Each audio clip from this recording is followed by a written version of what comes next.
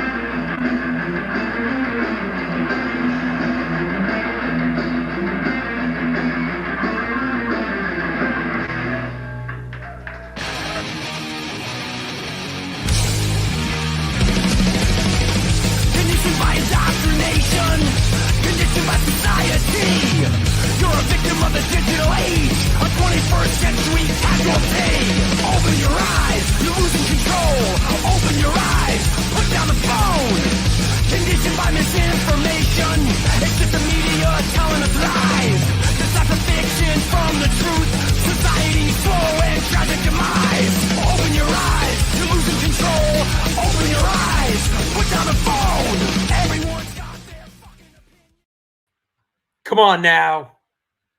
If you didn't want it, you wouldn't have it. This is the New York Hardcore Chronicles Live. Count your change and clank your chains. Here we go. Let me brighten up. Let me brighten up my face a little for you. Whoa, how's that? Little bright, huh? A little too much. Greetings, everyone around the world. We got an old friend coming on today, so we're excited about that. Chris in Los Angeles, what's up, man? Woodstock Buddha up in Woodstock, New York, what's up? Rat Bones in the house. My man, good to see you. Yes, Uncle Vinny. A lot of people tuned in today. It's going to be that kind of a party. There you go. What's up, John in London? You know, Gary in Liverpool. You know what I'm saying? It's going to be that kind of a party. I didn't come here to cha-cha around. I'm sure you didn't either. So there you go. Let's get right to it. Let's get right to it. That said, let's get right to it. Let's get to it. And speaking of which, getting to right to it. Hey, Get right to it. What's happening? All right, don't be scared. Yes, Paul Stone. Yes, Steve. That's Steve. He's on the show. Yes, sir. What's going on, Lori? It's going to be a great show today. Looking forward to it. It is. I'm looking forward to it too. I didn't stress too much about today's show. Yeah. The stress level. There wasn't much of a stress level, you know, when an old friend is coming on, a guy that's been on the show before, a fan favorite. Yeah, absolutely. A beloved figure in the metal game. You know? Yes.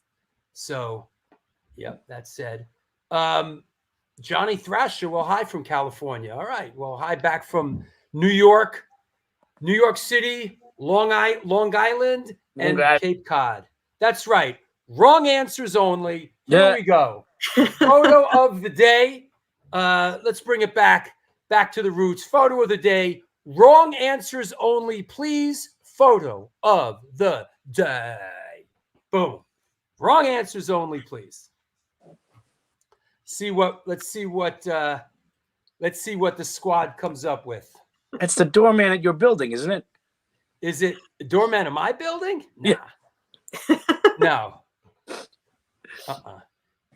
Doormen in my building are a different breed altogether. Yeah. This guy looks like he gives too much of a shit to be a doorman in my building. In my building, first and foremost, you have to totally not only not pay attention to people that are coming in and out of the building, but you have to have the ability to like totally not register or care about what packages come in, or even be courteous to the people that live in the building. Oh, man. All right. Is it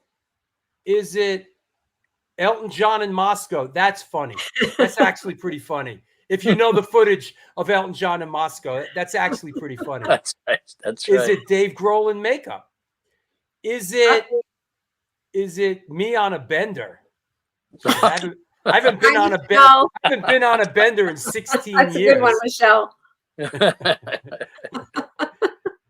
Is it Springer? That's kind of funny. Is it John Frusciante from 1995? Is it what communism looks like if it was a human being? A good one. Is it Right Said Fred? I think Right Said Fred is still around. Recently, for some reason, that came across my radar screen. Like, and I think he was German too, wasn't he? Yeah, and I think like they're still around, or like one of the dudes is still doing it, and he's like 60, and he's still like doing the like. He's still too sexy for his shirt. Yeah. Is it Alice Cooper? No. Is it Guar? No. Is it Herman Munster as a gay cop? That's actually pretty good. Someone. Yeah, that's right. Someone. That's right. I am rocking the Zappa shirt today. I thought it was. You know what? I kind of thought it was that kind of a party today. So I wore my fucking Zappa in New York shirt. Yeah, why not? Is it John Lovitz on acid? Is it Bono? All right. Here we go. Is it right answers only, please? Here we go, yo. Here's another shot. Right answers only, please. Boom. Oh. Boom. Salabim. Right answers only, please. Is it Frankie Goes to Hollywood? I should point out the keyboard player has a stripper pole between her two keyboards, by the way.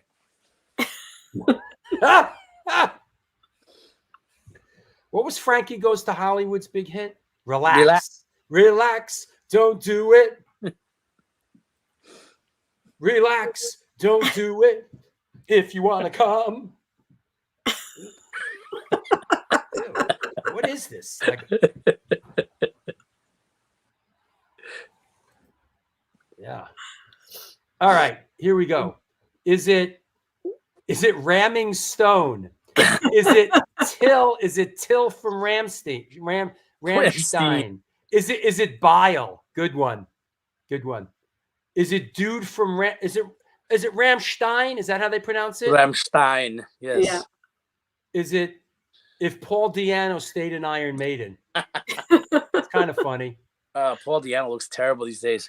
Paul Di'Anno has been in a wheelchair for a couple years, but he seems to be happy these days now that they're paying some attention to him. Now and that paying all his medical bills. Yeah, and what's his name? What's the singer's name for Iron Maiden? Bruce Dickinson. Now that Bruce Dickinson actually went and said hi to him at a festival, it seemed like his whole world is, All right, what is it? Well, we are looking at Till Lindemann, who, yes, he is the dude from Ramstein. His solo band played Pier 17 this past week on the rooftop of Pier 17, jam-packed.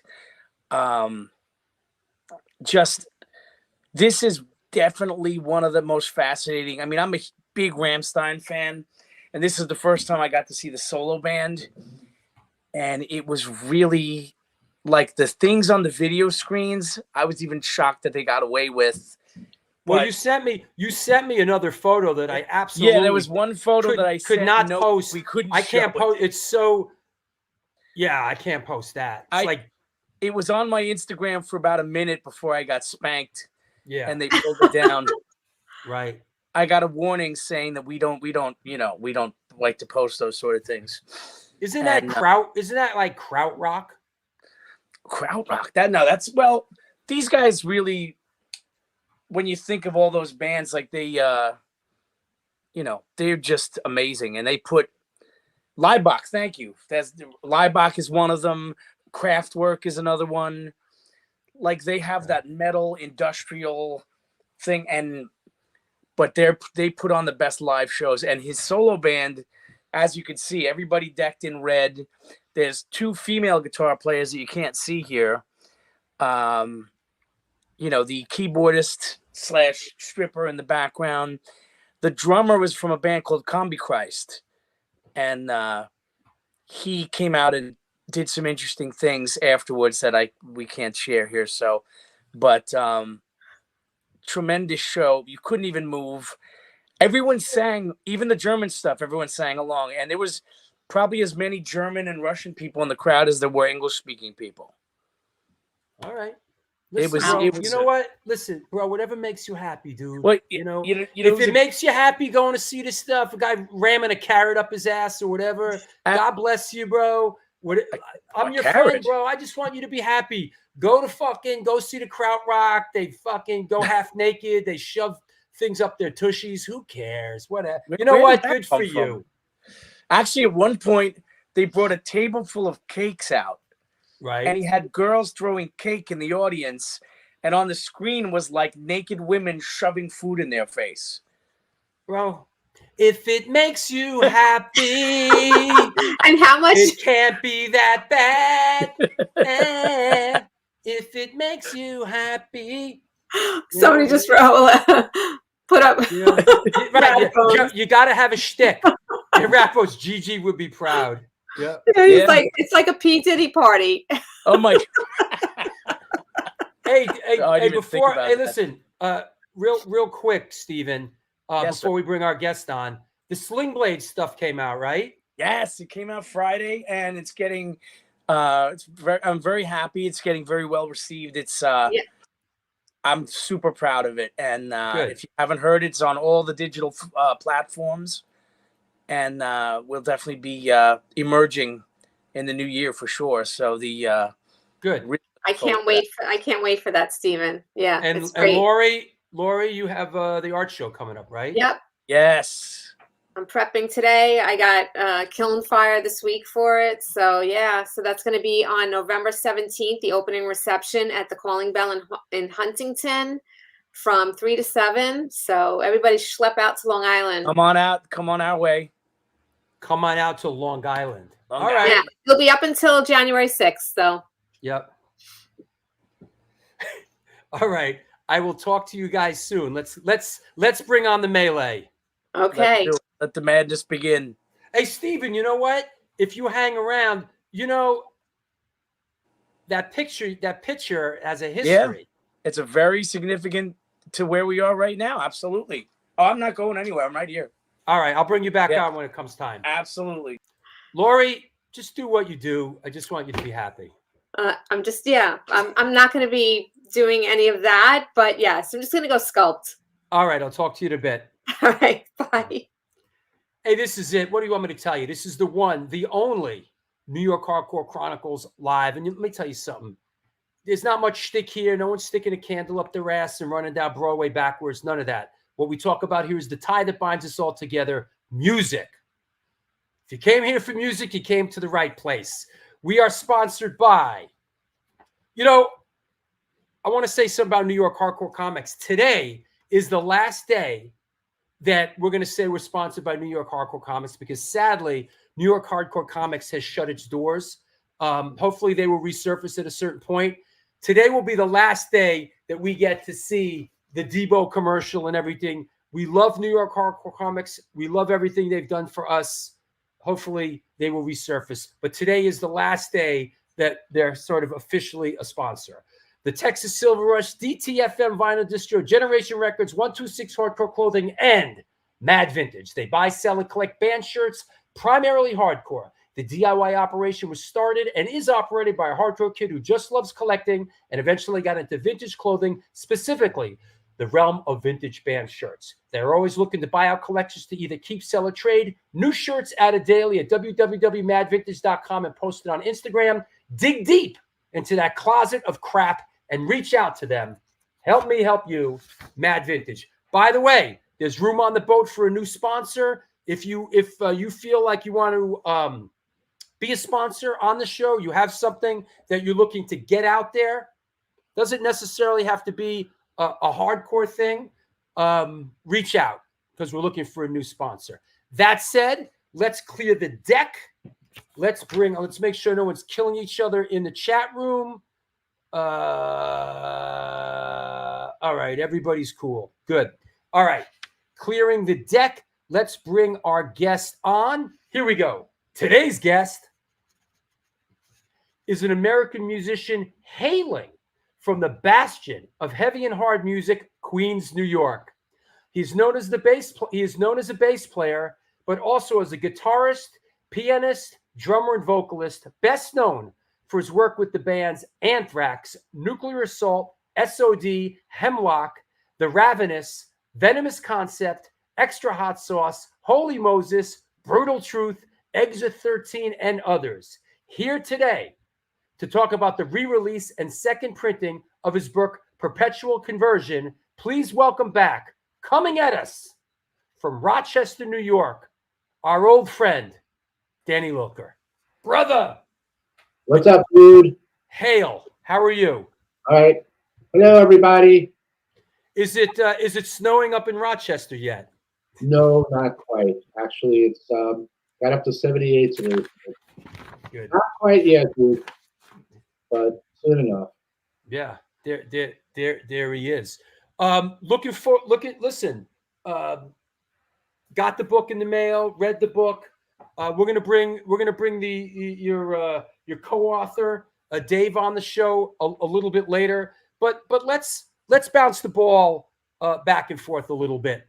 And hey, I want to say also, hey, everybody out there, we're doing things a little bit differently today. If you have questions, you can post them along the way. Try to keep them in line with what we're talking about, you know. But let's bounce it back a little bit. Looking at the book, reading the book, you know, early on, you say, I quote, "I'm a Slavic mutt." Poland and Ukraine. You know, I was thinking, do you think that being a Slavic mutt kind of played into the popularity you've personally enjoyed, like over there in those countries? Because I know you're a beloved figure, you know, in Poland and Ukraine. Has that, do you think like maybe there's sort of a kinship there? It's quite possible, but I've never really, spoken about my ancestry or whatever like that. It's not like, let's say, like, the Viking metal bands where they're all about that, and it's all about the whole mythology and all that. But it is true that playing those countries is always really intense. But then again, dude, I was in Chile this spring, and they were off the fucking hook too. So, Yeah, right, you know? right. Or I mean, I know when you were in Anthrax at that time, you guys weren't going deep because it was early on in the game. But I know with like Nuclear Assault and later Brutal Truth, you went into some of the crevices. What were some of the places that you were just blown away? You know, how they just took to like Nuclear Assault or Brutal Truth, like that you were just like, holy shit, they really know our stuff and love us over here. Well, not even necessarily even somewhere that like overseas. I've played places like even like fucking Sioux Falls, South Dakota, where they had Right. show once every like 8 or 10 years with out of town bands, and people would come out of the woodwork, or Little Rock, Arkansas. But then again, sure, we got Bratislava, Slovakia, places like that. Smaller towns in New Zealand. Right before the end of Brutal Truth Mach 1, we did a pretty extended tour of New Zealand, not just Auckland and Christchurch and that stuff. We played a lot of places, and yeah, it's just of course it's a small country, so people followed us around like we were the Crime Club Grateful Dead or something. But that's awesome. Yeah, but yeah, I mean, and I assume that let me put you on this side. Lately, I sort of like that. I assume that when you were out there doing the work, and I know especially with Brutal Truth. I mean, you guys, a Nuclear Assault. It must have been nice when you sort of got a foothold in these places, knowing like, hey, we're in Krakow, Poland, and that you have like 10 friends that in Krakow that have come and see you the previous 15 times you've been there. That must be awesome. Oh yeah, it's great because when you're far away from home, I mean, sometimes, my other half, my lovely other half will come with me, but sometimes she'll be home. And sure. Hey, dude, when you're far away from home, it's comforting having good friends that you've hung out with before, because you've been through somewhere you've never been before, and on one hand that's enjoyable, but also sometimes it's just really cool running into people and just hanging out with your old familiar friends somewhere like that. And then you go back to the same killer craft beer bar where they let you smoke weed in the back, whatever the fuck. Yeah. I like Paul Stone says headlining Hammersmith Odeon has to be a big deal, though, right?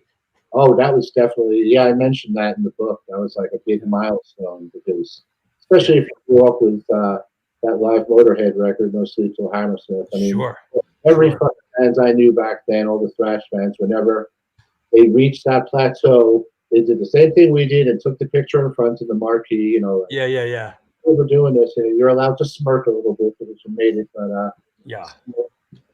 So that was. It's one of those rooms that sort of just reeks history. When it's like there's a couple of them in the world, but that's one of them. Madison Square Garden's another one.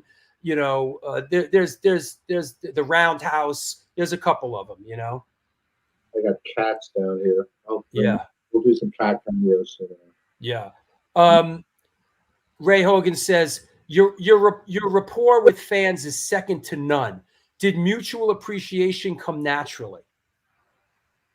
Well, I've never thought that my shit doesn't stink. That's all. Yeah.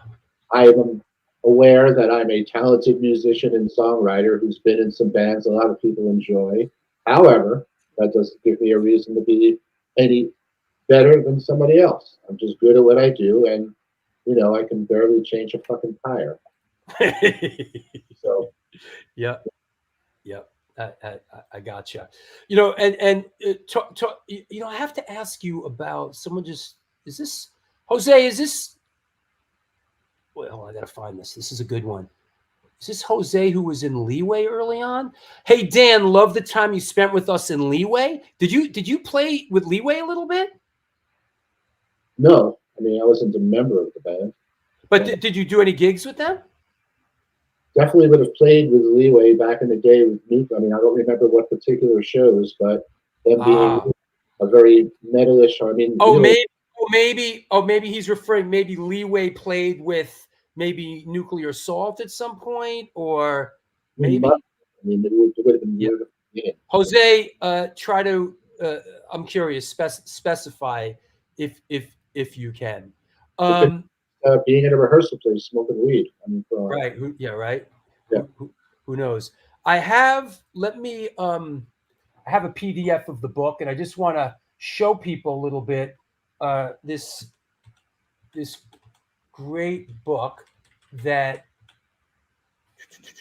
here's a and we're going to sort of work through it a little bit, but here's the book, and I love the one thing I love about the book, Danny, is it's image heavy. There's a lot of images to go along with the text, and I love the real early, a lot of the early stuff here with you playing and growing up. And you say in the book, and I knew this already, but you grew up in Bayside, Queens, and it was a mixed neighborhood at the time.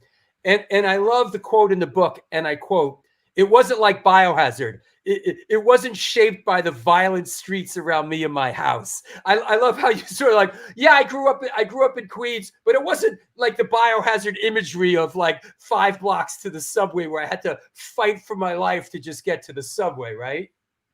You know, it wasn't like that in Bayside, man. I had to fight to get to the bus stop. I don't know. Yeah, it's a good one. And you first got into music. It was your sister Barbara, right? Tell us about it and what kind of like the first music that came across your radar screen was.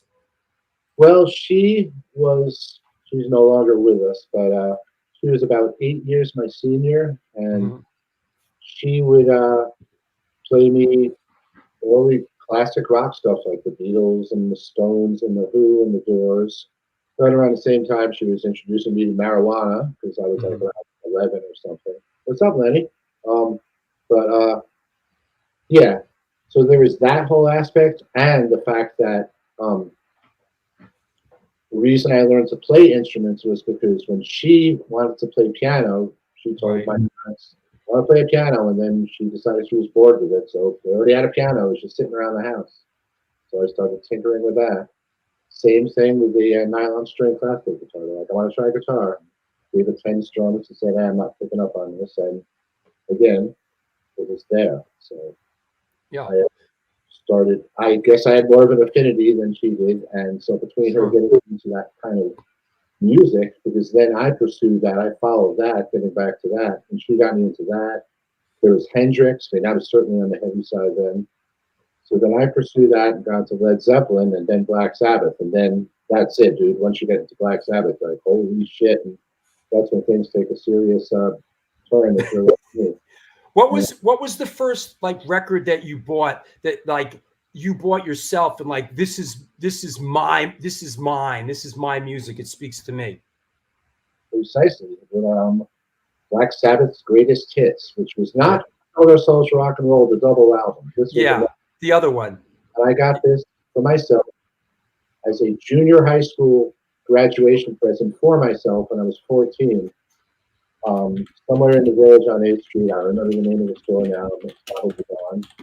Yes, that was the one. I mean, besides like early Beatles, like 45s with like the big holes that I kind of semi-inherited, that's the one I went out and put down my own $6.99 and bought for myself. You know? This is the one, right? I'm sorry, I just like grabbed it really quickly off. This is the Black Sabbath's Greatest Hits, right? That's the one. Yeah, that's it. Yep. Yeah. Yeah, that artwork was always very disturbing. I think it's like the plague. I think it's something from the plague. I forgot the artist's name. Yeah. Anybody know the origin of this artwork? Where this comes from? Please post it up. We'd be interested to know. But yeah, so Black Sabbath's greatest hits kind of set it off. Yep. Also in the book you mentioned, I quote, "I learned all my music theory through piano." Yes. Explain, please. Well, when I started playing guitar, I already knew what the notes were. Mostly, I just knew the structure of chords, major chords, minor chords, and F sharps and B flats, and then I applied that to guitar and then bass.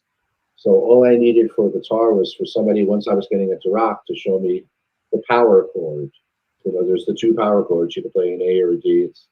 I'm not going to do the theory for it right now, but you guys know what I'm talking about. It's like the one that Pete Townsend invented or whatever the hell. But not the cute little Neil Young chords at the bottom of the neck. But Right. yeah, which are also useful too if you're doing. But anyway, I digress. Yeah. So when I started playing guitar and then bass, I already knew about notes and chords and crap like that. That's all I meant. Yeah. Well, that's pretty big for what a 14-year-old, a 13-year-old, you know. Well, yeah, you just kind of apply the. You know, this is an F sharp on the piano. This is an F sharp on the guitar, Sure. and then build around from there. Yeah. Yeah, and of course, in the book you mentioned your first band, which was White Heat, and these were summer camp friends? Like how did and then I also love the photo in the book. Is this on the left there? Is that the Gibson SG bass? Yep, and if you look up close, I'm also wearing a studded wristband in that picture. There you go. But yes, that is a Gibson SG bass. I don't even know what happened to that thing. Yeah. I don't know now. But Tell yeah, us about the first band, White Heat, and I love the cassette, the Radio Shack cassette. that's what we had back then, and that's probably all the money we had back then. But White Heat, yeah. I went to one of those summer camps. It wasn't a sleepaway camp. You came home every night, and living in Bayside, Queens, that was in Glen Cove, Long Island. I don't know, half-hour ride. When you were a kid, it felt like 4 hours. But this was a camp that encouraged kids' creativity, and it would be, you know, which we call, you know, liberal now or whatever. So if you wanted to paint or whatever like that, they would have your normal camp courses with swimming and stuff, but then they had what they called elective courses. And like one of them is called rock band. And people would get together, figure out what instrument they want to play, and that's where I met most of the dudes in that band. And we were all like, 13 or 14, and we just pursued it after summer camp because we were like, well, this might be something here. And then the vocalist we ended up having was actually never even went to that camp. He was a couple of years older than us, and we just had met him. I don't even remember now because obviously we're talking about like 50 years ago. But that was mostly influenced like by Led Zeppelin and Van Halen. Our guitar player was a virtuoso. He could do all that Van Halen with all the tapping stuff. And then we had some originals that were in the same vein, I guess, just kind of like hard rock or something. That would have been before I bought that Black Sabbath record, probably. So I think that might have, changed everything. I was like, screw this. I want to go heavier. Which I seem to say every 5 years. Yeah. What you bought your first bass at Sam Ash in Hempstead. What was that, the Gibson SG? No, that was a knockoff of, a Fender Precision style bass. And it was so cheap that it didn't even have a name on the headstock. It was like anonymous. Ooh. It wasn't even like we always goof. What was that? Everyone kind of like their first basic guitar, that brand. I forgot what it's called. The whatever, everyone had one of those, Well, but didn't even have a fucking name. So I felt bad. So I called it Henry. And it was a Sunburst Precision style bass. And I think it cost literally like $69 or something. I'm not sure if that was a sale or not, but Yeah, that was the first bass that I owned. No, not a Peavy Rat Bones. Not Peavy was no. Oh, there you go. A Hondo. That could be it. Like a Hondo. Hondo was definitely one of those shitty brands. Yeah. Oh, I just don't to sue me or anything, but you know. Just as a reference, the Black Sabbath cover art is titled "The Triumph of Death." It's copyright written in the year of our Lord 1564 by I'm not sure if I'm pronouncing it right. Peter, excuse me, Bruegel. Peter Bruegel. Thank you, Michelle, and thank you everybody. And yes, DYS pinched it for their second record. Yep, got it. Alzheimer has a song called Triumph of Death. Larry the Hunter says junk. Hondo, that is. Yep, you could say it. Oh, and a Court guitar, right? The Court. That was another one. The Court guitar. You went to Bayside High, right? I did. Is that where you met Scotty? Yep, we were on the other side of a volleyball net. Right. Scott Rosenfeld. Yes, as he was known then. Yeah. Listen. Yeah, his middle name. Yeah. On the other side of the volleyball net, huh? Well, he was a senior and I was a junior because he was a year older than me. So what they did in high school is they made one big gym class with the juniors and seniors at the same time, and they would have them play each other in either basketball or volleyball. Both of us had chosen volleyball, and how fateful that is. Right. Yes. Yeah. I know this is a couple years later, but you're still a very young man here. I think this is a couple years before that, but this is a couple years after that, but we'll get to this. You know, Scotty says in the book that you were in a band and the guitar, you were like, you had songs and it was really sort of inspiring, and he was sort of blown away. You know, you guys had like a proficient musician in the band and all that. And then, I know we've talked about it before, but let's kind of hit the notes as far as, how did Anthrax come together early on? What did that look like? Well, White Heat was still kind of together when I met Scott in high school, and then we realized, those guys lived in Long Island, most of them, so that was like more of a pain to rehearse and do anything. And then, that's right when I got into Sabbath too, because the timeline might be a little skewed, but anyway, the point being, Scott lived around the corner from me. So when I saw this kid across the volleyball net from me with like long scraggly hair and like wearing an AC/DC shirt when he, got back out of his uniform or whatever, we just started chatting, and then we decided we were going to start jamming. And then there were just neighborhood kids around there that we just started putting something together. And then it would get to a point where it started becoming more serious, and unfortunately this neighborhood kid's not really cutting it on drums, so we're going to have to find somebody else. But by then we were going to metal shows and meeting like-minded people from the whole 5 boroughs and more, in Connecticut, so we make more contacts, find more people you have in common with, and that whole thing kind of blossoms and takes off on its own. So that kind of all kind of snowballed like that, because we started going to those Johnny Z shows and seeing Raven and Anvil and shit like that. Didn't John Connolly go to that high school too? Yes, he did. I was actually in orchestra with him. He was in the very first version of Anthrax. Right, right. So yeah, explain. Would he do a couple of rehearsals? He was actually he was the vocalist for Anthrax at the very beginning and did a couple of shows with us. But his vocals still needed a little refinement by then. So yeah, it really worked out. Right. And then how did Neil Turbin come into the mix? We met him in Bayside High School. It's all about Bayside High School. Yeah, Bayside High School. Yeah, that was the big meeting point for a lot of that shit. And of course, Craig Satari and all that. But that's another story. But what was Craig's older brother, Joe? What was Craig Satari's old? Scott. Yeah, yeah. Scott was in orchestra with me and John Connolly. Yeah.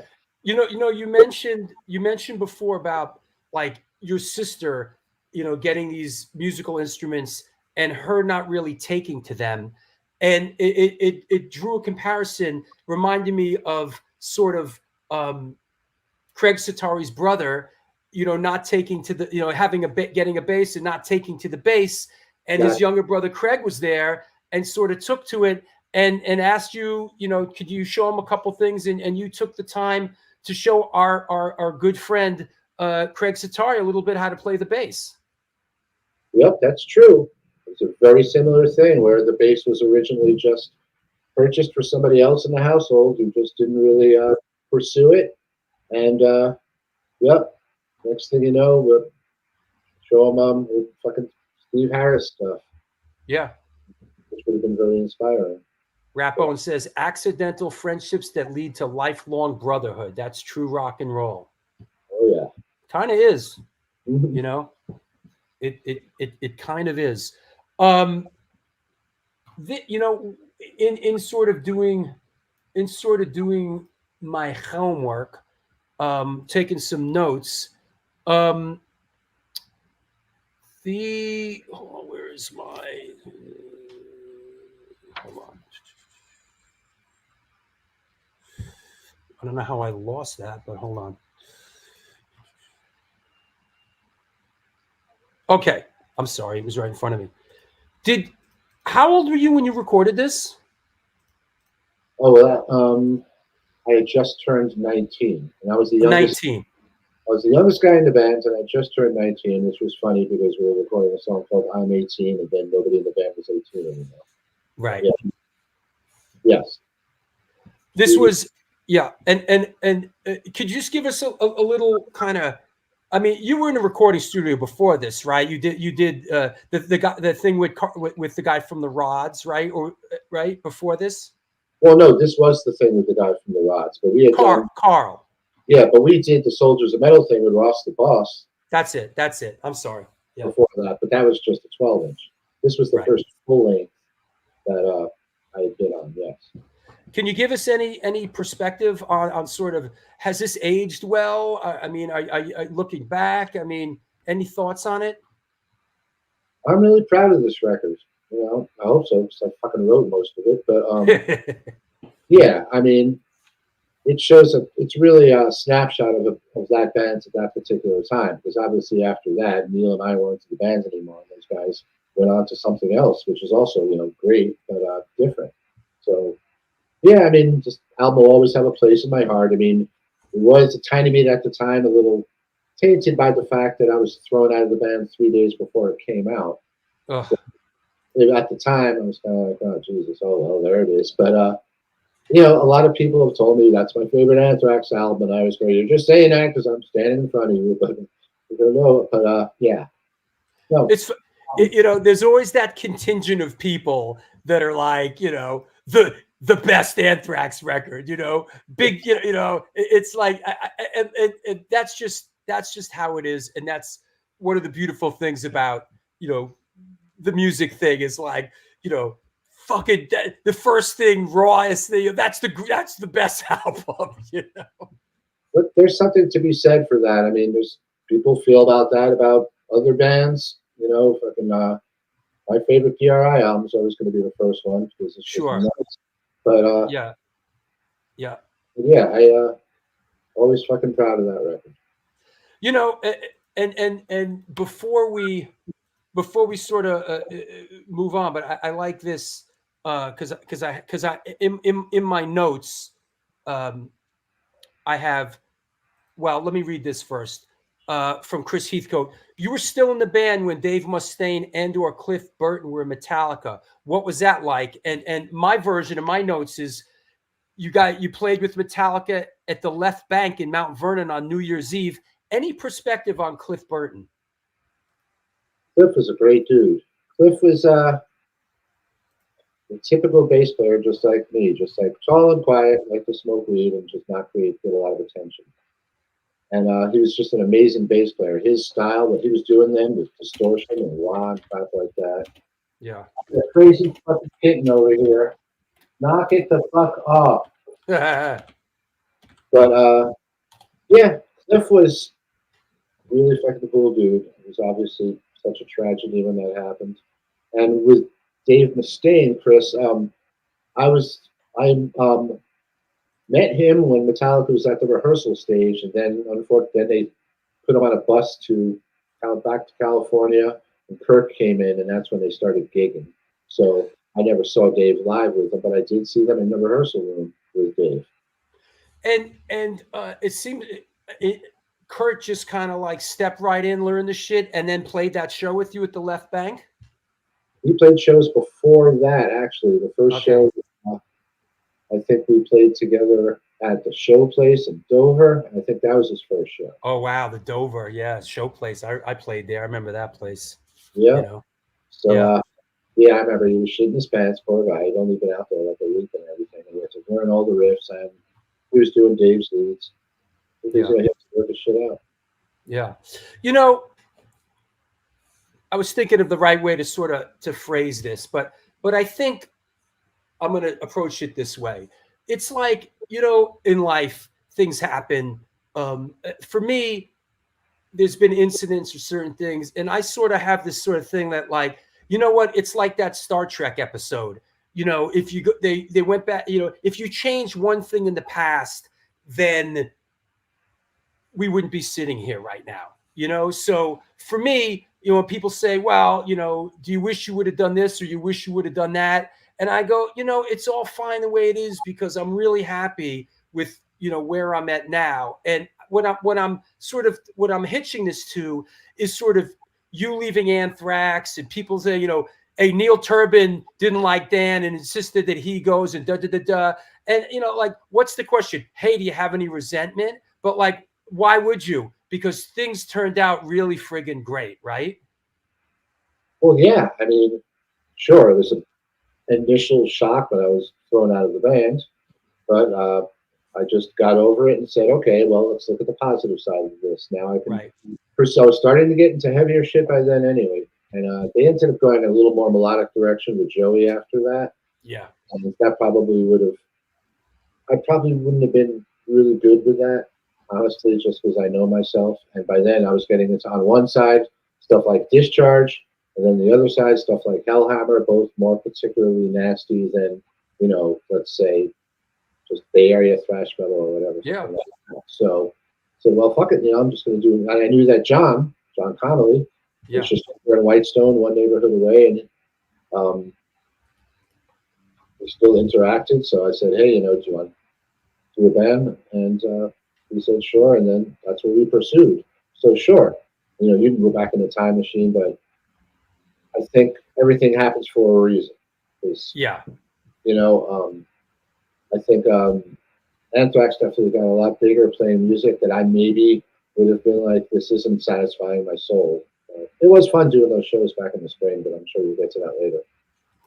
Yeah, and like Johanna says, everything happens for a reason, even if you don't understand it at the time. Ray Hogan says, and Nuclear Assault was a crazy, brilliant direction at the time. Matt Catter says, best move ever. So, you know, in these kind of things, I always say, you know, what am I going to be complain about or have resentment about, right? I mean, I'm happy the way, you know, things worked out. I have a nice life. So I never kind of get caught up in that, you know, whatever, you know, what's the point? This is an interesting one. I did not know this. Thrash Metal Family asks, hey, Danny, is it true that you tried out for Metallica after Cliff died? You ever meet Jason Newsted or Rob Trujillo? I did not try out for Metallica. I remember, I don't remember who it was. Somebody told me that they had suggested me to James, and he went, Lilker? And he went, eh. So I think my tryout was 3 seconds, and James decided, nah, but that's okay. And to answer the second half of your question, oh yeah, in fact, I saw Rob at the beginning of the year at Scott Ian's 60th birthday party in Hollywood. And the funny thing about Jason is the first time I met him, I wasn't even sure who he was. He walked up to me outside of Lemoore at some show and just said, hey man, you're Danny Lilker. I love SOD, but I'm Jason. I'm like, oh shit, you're the dude who just fucking joined Metallica, man. How's it going? Because for some reason I had never met him when I was in Phoenix. Did you see him when did you see Flotsam when he was in Flotsam?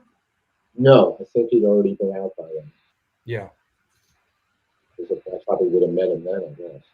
Yeah. Yeah, Larry Hunter says you were too cool for Anthrax. So, but you know what is cool, and I'm gonna since we're here, I want to ask you this question. You got the call a couple of months ago, and you went out with the guys. That must have been fun all these years later to get the call. And did you was this a personal question? Was the set list leaned a little bit towards maybe the early stuff that you played on? First of all, it's hard to do a black metal pose in shorts, but I nailed it.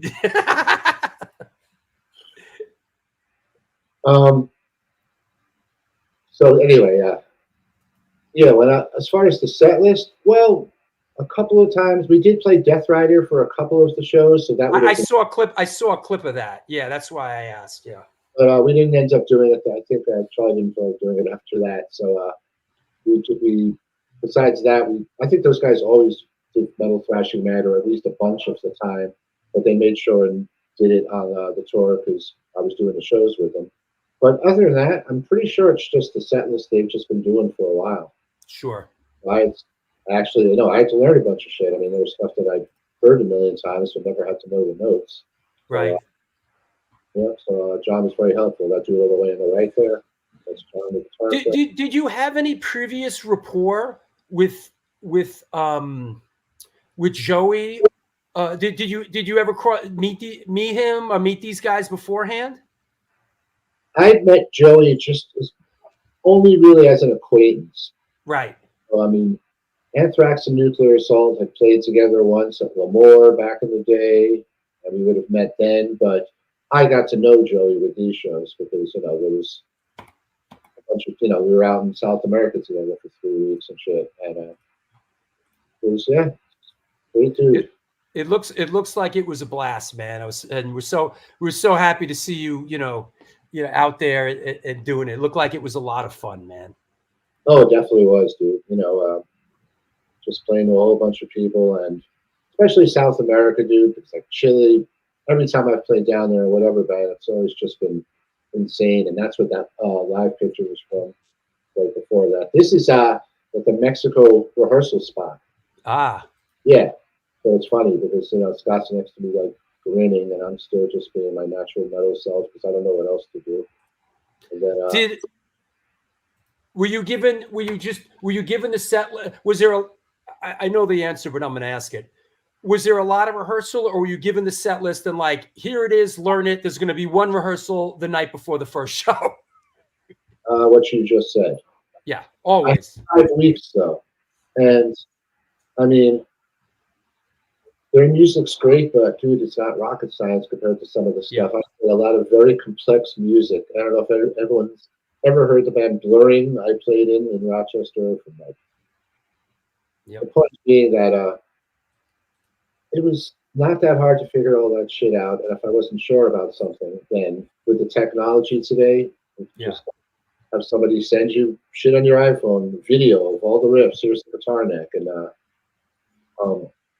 so every day I'd come home from work, drive my poor wife crazy, and go through the set in our little metal den in our house here, and then we had one rehearsal in Mexico, and then a sound check, and then that was it, and then they threw AIR in, so I just learned that during the day in my hotel room in Costa Rica. Must have been fun. Must have been fun playing with Charlie again, huh? Oh yeah. I mean, he's just he's a great drummer, man. Oh, I know. He's just he's so solid. Yeah. That must have been cool. That was great. Yeah. So let's talk a little bit about, and so what we'll do is we'll go on. We'll talk like this after the break. We'll come back and we'll bring we'll bring Dave on and we'll talk about the layout of the book and all that. But let's keep going the way we're going for a bit. I want to ask you about what do I got here? Oh, this is great. How about the nuclear. Let's do a little Nuclear Assault. Is this the first Nuclear Assault demo? No, but that's the first good one. The first good. Yeah, before that was Back with a Vengeance, but that was a little premature. Yeah. Yeah. So Live, Suffer, Die, and then I have the back of it too. Yeah, with Hang the Pope and Radiation Sickness and all that. Hold on. Could you give us any perspective on how Nuclear Assault came together and what the mission statement was? There you go. Yeah, that would have been 86 because Glenn joined late 85. The band was formed in early 84. So basically, so everybody knows I was out of Anthrax, so I rang up John, and John and I started writing music and trying to find other musicians there in Queens, New York. We'd go down to the infamous Roxy rehearsal there in Long Island City. Sure. And because you just interacted with people and said like, hey man, well, I can play drums, I can play fast, and we found out that a lot of people's idea of what they could do and what they could really do was not always the same thing. Sure. Sure. Are all drunk going, yeah man, I could do all that stuff and do air drums, and then when you show up and you're paying $45 an hour and not really nailing it. Eventually we it was like connect the dots. We had a drummer that didn't work out, but that guy introduced us to Anthony Bramante. Right. Anthony Bramante then met Glenn, and Right. Glenn came down, and that's how we had that lineup. And there you go. Was Glenn and TT Quick? He was. Yeah, I remember seeing him. TT Quick was kind of a great band, for like what they were doing. I saw them. They had a moment. They never blew up real big, but I saw them play to a pretty entranced crowd at L'Amour's once. Yeah, I mean more on the hard rock side, of course. And Yeah. He made a real jump. I always give him credit for that, like learning, just being able to start playing fucking not just thrash, but hardcore, with songs like "Hang the Pope" and stuff like that. So Sure. He really jumped in the deep end, and I always give him credit for being able to make that transition. Yeah, he was a hard hitter too, man. Yeah. Popeye. Yeah. Yeah, absolutely. Yeah. So, let me see what else. So, we talked in the beginning. Let me find this. These pictures come from our friend Bill O'Leary. These are from CBGB's, and these are great shots, man. Here we go. This is a great friggin' shot. Here we go. From Bill O'Leary. This I believe is the same as, could be the same. This is Nuclear Assault at CBGB, and in 1986. And in retrospect, Nuclear Assault was one of the few sort of metal, let's say thrash bands that really could jump in there on these hardcore matinees and and hold their own. How is that? Why is that? Why were you guys embraced when others were not? Because John and I were at every hardcore matinee for 4 fucking years, so they just said, "Oh, that's Danny and John's band." Right.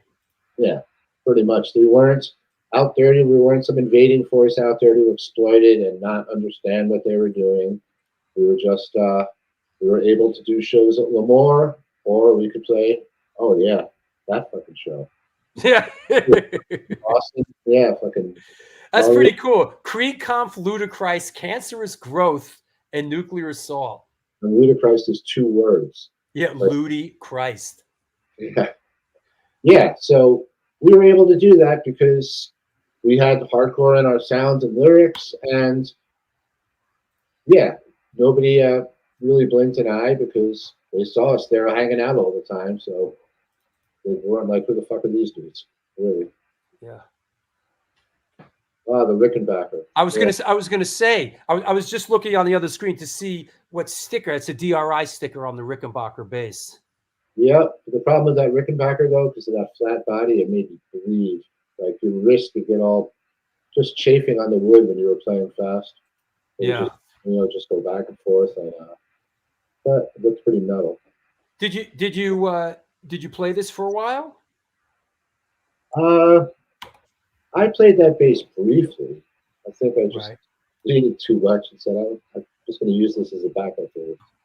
But I'm not even sure what the fuck happened to that bass. I don't think it's good. Well, it certainly has those Rickenbackers certainly had to have a distinctive sound, right? Yeah, definitely. But I don't think it really worked because it was a little more like Geddy Lee makes him sound amazing, but I think I needed something with a little more real mid. Where's Yeah. John? Yeah. Okay, I'm sorting through some questions. I'm sorting through some questions. People asking what label you were on. Nuclear Assault was initially Combat Relativity, and someone says, but why not Megaforce since SOD and Anthrax were on that label? Just curious. I think that us being a band where everybody was from New York, I think the people from Combat would come out to the shows, and I think it was just a matter of they just approached us first. We Right. might have had talks with Megaforce or Roadrunner back then. That's entirely possible. Again, when you're talking about 48 years ago, some of it gets a little fuzzy, but I think it was just that we went with Combat. They just had the best to offer for us because I think there was a few different labels we were talking to.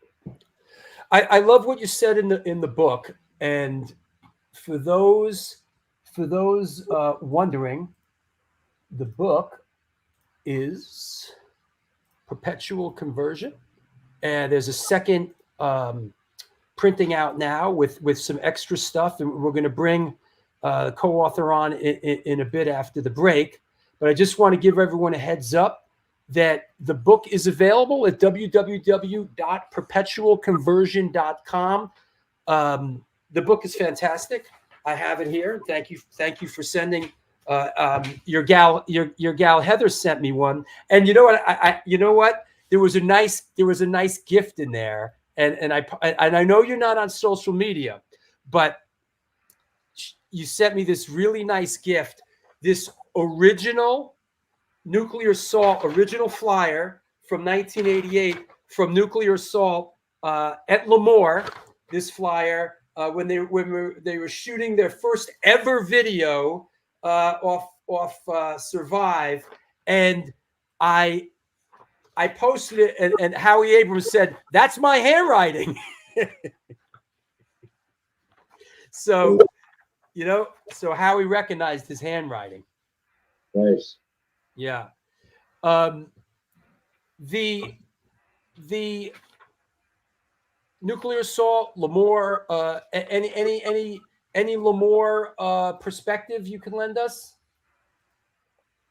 Lemoore, well, let's see. I remember that we were a little intimidated when we first started playing there because those Parente brothers, they were very gruff and they were like, probably a 6-pack of Budweiser, and that was it. But Lemoore was really good as far as like having all the out of town bands and having shows like ours to play and everything. So it was really funny when they didn't know how to react to moshing at the beginning. All those security guards, all those big Italian dudes, they had a big fucking paisan there, and they said, "What are these guys doing?" They're starting a fight. So they try to run in and break up a fight, and then they eventually realized, these stupid fucking kids, that's how they're getting into the music. All right, so whatever, let them kill each other. So that was funny. And then, stage diving, they had to start getting used to that because you had to tell security before the show, you can let the dudes come up here, you can let the kids come up here, we don't care, it's all right. Go, okay. Yeah. Whatever. They just did a little crowd control. But no, Lemoore was a lot of fond memories of that, just going to see other bands too, but also playing there. We were practically the house band for a while. I mean, one time the Ramones had to cancel for some reason, and we had like 4 days notice, and we filled in and played there for them. And yep, there it is. I love the marquee says May 29th, Megadeth and Possessed, and then Cities, and then the 26th and 7th Ace Frehley, and July 18th Nazareth. Wow. Yeah. That is classic. Yeah, just the the shitty way they put everything up too. It's just like these days, you know, when you're used to like computers and everything, you should censor that, man. Look at that. Yeah. It's nauseating. I think given the choice right now, if somebody said you could go see anything on there, I think I'd be like, you know what? Nazareth. I want to see Nazareth. Megadeth and Possessed. Yeah, Megadeth and Possessed. I think that was. I saw Cities back in the day. Oh yeah, they play the Nuclear Assault all the time. Yeah, they played. Yeah, Cities was like kind of a like I don't want to say forgotten band, but they put in a lot of work, you know. Yeah, they played a bunch of shows. I remember that. You know, let me see what else I got. Oh yeah, Paulie Porkchop sent me this, and this harkens to a lot of you Long Island people out there.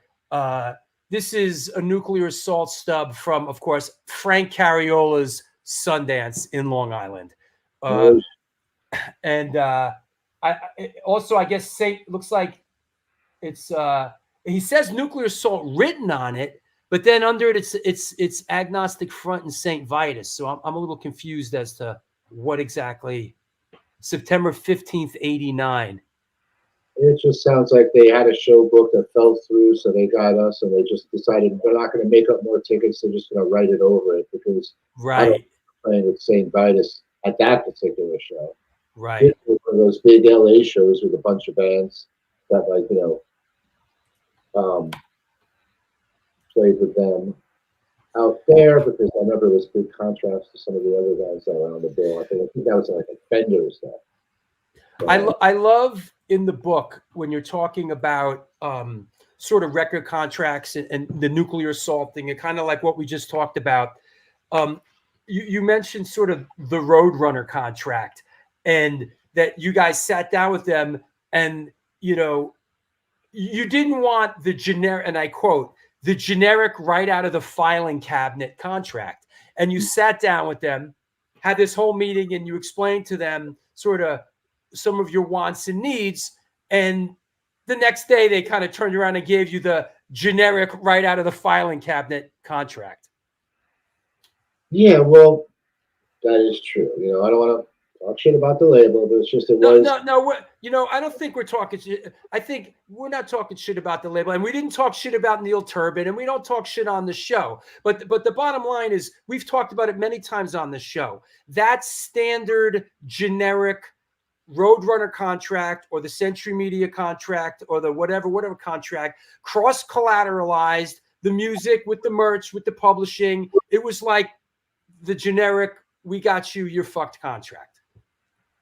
Well, just the thing that we just found amusing was that they diligently took notes when we talked about, well, look, you know, we're going to want, instead of this, we want to have this. And they go, okay. And then they would write all this stuff down. And then we thought as we left the room that they'd come up with a contract with that stuff in it. So just to get the right out of the file cabinet one after that was like, all right, well, I guess they're not very serious about this. And that's why we never ended up with that. That's all. Yeah. And for those asking where you can purchase the book, it is available at www.perpetualconversion.com. Pick it up. Yeah, Lenny. Yeah, Blue Grape cornered the market of those bands. That's just how it was. Roadrunner had Blue Grape, Century Media had that's what you kind of, that's the bear trap that you stepped into. If you were like a mid-level band and you got this opportunity, you signed for 7 records, they have your merch and give you pennies on the dollar on the merch and the publishing, and it's cross-collateralized with the money that they advance you. So, you know, it wasn't easy. No, I mean, back then, look, you know, look how studio technologies evolved since then. And then you had to go to a studio that cost this much a day, and you had to have an advance from the label. Sure. I mean, Gitter, hey, but yeah, I put up Gitter because Gitter would know. Our friend and supporter Mike Gitter is still an A&R guy, still in the game, still passionate, and he would know. He says, and those contracts look way different these days. Absolutely. Yeah, I mean, you had to make a deal with the devil, whatever you want to call it, if you wanted to have your record out and distributed so you could go out and tour the world. Yeah. Or else you were just a demo band or whatever, or you had to, I mean, it was great that, punk bands would sell all their shit at shows and everything like that, but, if you wanted to jump to that next level and go on a tour bus in Europe, then you had to deal with those labels. Yeah. Yeah. Yeah, and Tim says just about all my favorite bands still signed for Roadrunner. Listen, there were not a lot of options then. There just was not a lot of options. It wasn't like, yeah, fuck this. It was a scary thing, right? It was either like, do we dare walk away from this? There might not be anything around the corner. It's a scary thing. Oh yeah, you got to take a plunge. Yeah, yeah, and I do want to say this about those deals, right? It is that there are bands like Typo Negative, I think Life of Agony, Sepultura. They're bands that they worked. It was everybody signed that shitty first record deal. A lot of the bands worked through it. The bands that were really in it, worked hard eventually, and a lot of them worked through it and then signed the next deal. You had to, right? I mean, it wasn't like you were done. You just had to work through it. Yeah, you had to, or get bought out if some other label was willing to do that, or and that's what you had to do. Johnny Thrasher asks, hey, Danny, Sepultura, one of the bands that used to be on Roadrunner, is doing a farewell tour. Any thoughts? Well, I mean, those guys must have decided that's going to be it. Those guys are probably around the same age, but, these guys, I'm going to be 60 in 2 fucking weeks. And I think that it's better to bow out like that than to keep doing it if you can't do it anymore. And I'm not saying that any of those guys have that issue. I'm not, anything, but the old Ozzy thing where you do a farewell tour and then you come back a year later. So let's see if they can do it. Yeah. And I gotta say, like, I kind of get a sense with the Sepultura sort of farewell tour, and that relations are kind of warming up a little bit between those guys. I wouldn't be surprised if 5 years from now there's if Slayer's back out there again, Biohazard's back out there again. A lot of bands sort of that's right, Slayer's back, and yeah, I mean, you don't have to. If you say it's your farewell tour, you don't have to stick to that. I've had, a lot of people tell me, we don't care if you come back to, a year and a half later. We're not going to be mad. We love your band. We want to see you as much as possible. Yeah. And, and you would know, Nuclear Assault went on a hiatus and came back and got a lot of love on the rebound. SOD did the same thing when you guys came back again. I mean, sometimes it's good to take a breath, let the wave go out, the wave go out, and it comes back in, right? Well, that's definitely true, man. It's sometimes just taking a nice long breather from something, and then you appreciate it more when you come back to it. Yeah. Mike Gitter says, actually, one label move that Nuclear Assault made was signing to IRS for Survive. Was that a one-off? That was also Music for Nations in Europe. Well, I think that what it was is that we went back to In Effect Records for Handle with Care, and then, if I'm not mistaken, then Out of Order was on IRS again, because we had this shitty flip-flop thing. But I'm not entirely sure. I was never good at the business side of things. But the IRS thing was more kind of like where there were these major labels seeing the big four doing thrash and all that stuff. So they were like, we want to see what this is like. So then they wanted to sign us. Combat didn't want to let us go. So they devised this thing where they would just alternate releases. Which That's wow. Horrible fucking idea. But I don't think I've ever heard of such a thing. Yeah, it was a disaster because every label is like, we're not getting the next record, so why bother pushing this one that much? Yeah. It's like you're switching back and forth. So what's the incentive for a label to fucking to work the record? It's fucking stupid. So that was right around the time. By then I was starting to get into more like Napalm Death and Carcass and Grinds and stuff, and wanted to start doing Brutal Truth and everything. So stuff was kind of shitty with that. Yes, it was, Mike. So definitely a shitty one. I think I'd be amiss to not mention, of course, we worked together on the Handle with Care Nuclear Assault record when I produced the Trail of Tears video. Paris Mayhew, the very talented Paris Mayhew from Cro-Mags, directed it. And that's Howie Abrams on the left. That's me next to him, looking like a producer with the cowboy hat. Paris Mayhew, you rocking the Sacred Reich shirt. Anthony, John Connolly, and Glenn, and that was a cool shoot, man. That was great. Oh, fucking hair I have. Jesus. Yeah, look at you. Yeah, it's and you know what? This other photo resurfaced fairly recently. I never where is it? There's another one. Where is it? Here we go. This one turned up fairly recently. I never had this one. I was like, oh shit, never saw this one. There you go. From that same shoot. Oh yeah. I don't think I've ever seen that. Yeah, pretty cool.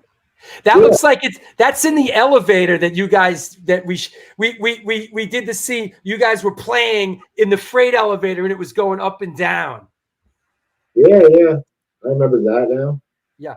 And that's the guy the cinematographer, the cameraman, who's next to me in the photo. That's Greg Smith, who of course shot the Biohazard videos for us and Onyx Slam and Run DMC and everything else. He shot a lot of stuff. He was my dad's cameraman, and then of course he did a lot of stuff with me in Paris. Yeah, I don't think I've seen that either, or at least not for dogs or something. Yeah. So yeah. Oh yeah. Cowboy Drew Stone -2 points. Hey, listen, I was throwing it against the wall and seeing what stuck it. It was the 80s. What do you want me to tell you? Good Lord. That Travis Tritt. Good one. Yeah. That said, let me take a sponsor break real quick. We'll run through it and then we'll come back and we'll bring Dave on and we'll talk about the book a bit. All right. So you got a couple minutes. All right, cool. See you in a few. There you have it. It is the New York Hardcore Chronicles Live. Our guest today is Dan Lilker of Nuclear Assault, Anthrax, Brutal Truth, and much more, talking about the second printing of his book, Perpetual Conversion. Let's do some sponsor stuff. Want to talk about a couple of things. This is the last time we're going to see the New York Hardcore Comics commercial. So let's enjoy it. Since 1992, Generation Records has been a mainstay of the New York metropolitan area music scene. Today, they offer a diverse selection of new and used rock, jazz, indie, hip-hop, punk, hardcore, metal, blues, soundtrack, and reggae LPs, as well as t-shirts, posters, and other merchandise. They buy used record collections and music memorabilia and will pay you top dollar for them. House calls made for large collections in the tri-state area. Call or email generationrecords@gmail.com and follow them on Facebook and Instagram.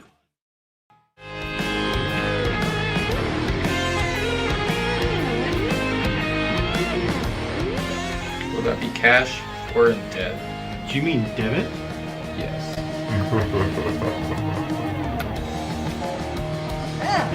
Sorry. Another eternally satisfied customer.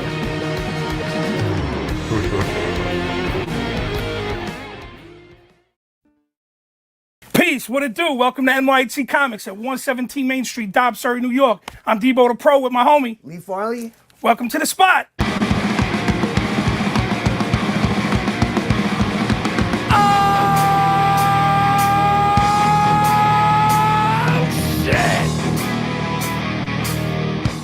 specializing in yesterday's and today's comic books, rare CGCs, toys, collectibles, Got skateboards, old school tapes, Magic the Gathering, Warhammer, video games, original art pieces by your favorite New York City and worldwide artists. Let's go. Skate decks all day, baby. We also have the young readers section here for like 10 and under. The Pops. People love the Pops. Star Wars! We are New York hardcore. We always rep the scene. Let's get it on.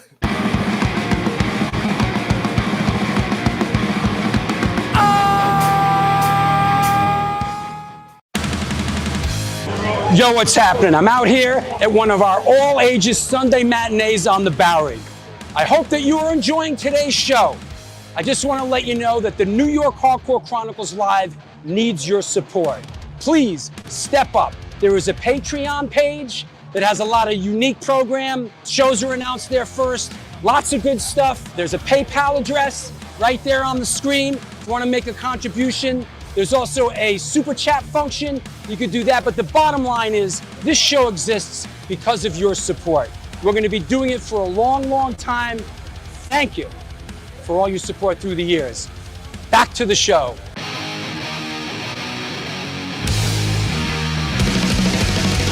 Conditioned by indoctrination, conditioned by society.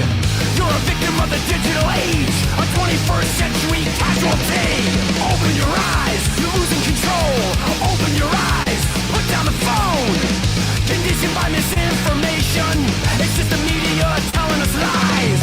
Decipher fiction from the truth, society's slow and tragic demise. Open your eyes, you're losing control. Open your eyes, put down the phone. Everyone's got their fucking... And we're back. Yo, Debo, I just have to say, New York Hardcore Comics was the first sponsor that this show had. They've been incredibly supportive all along the way.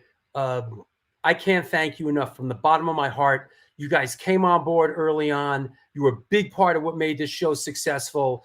You know, we're going to miss you guys, but I feel that you guys are going to land on your feet and you'll be back.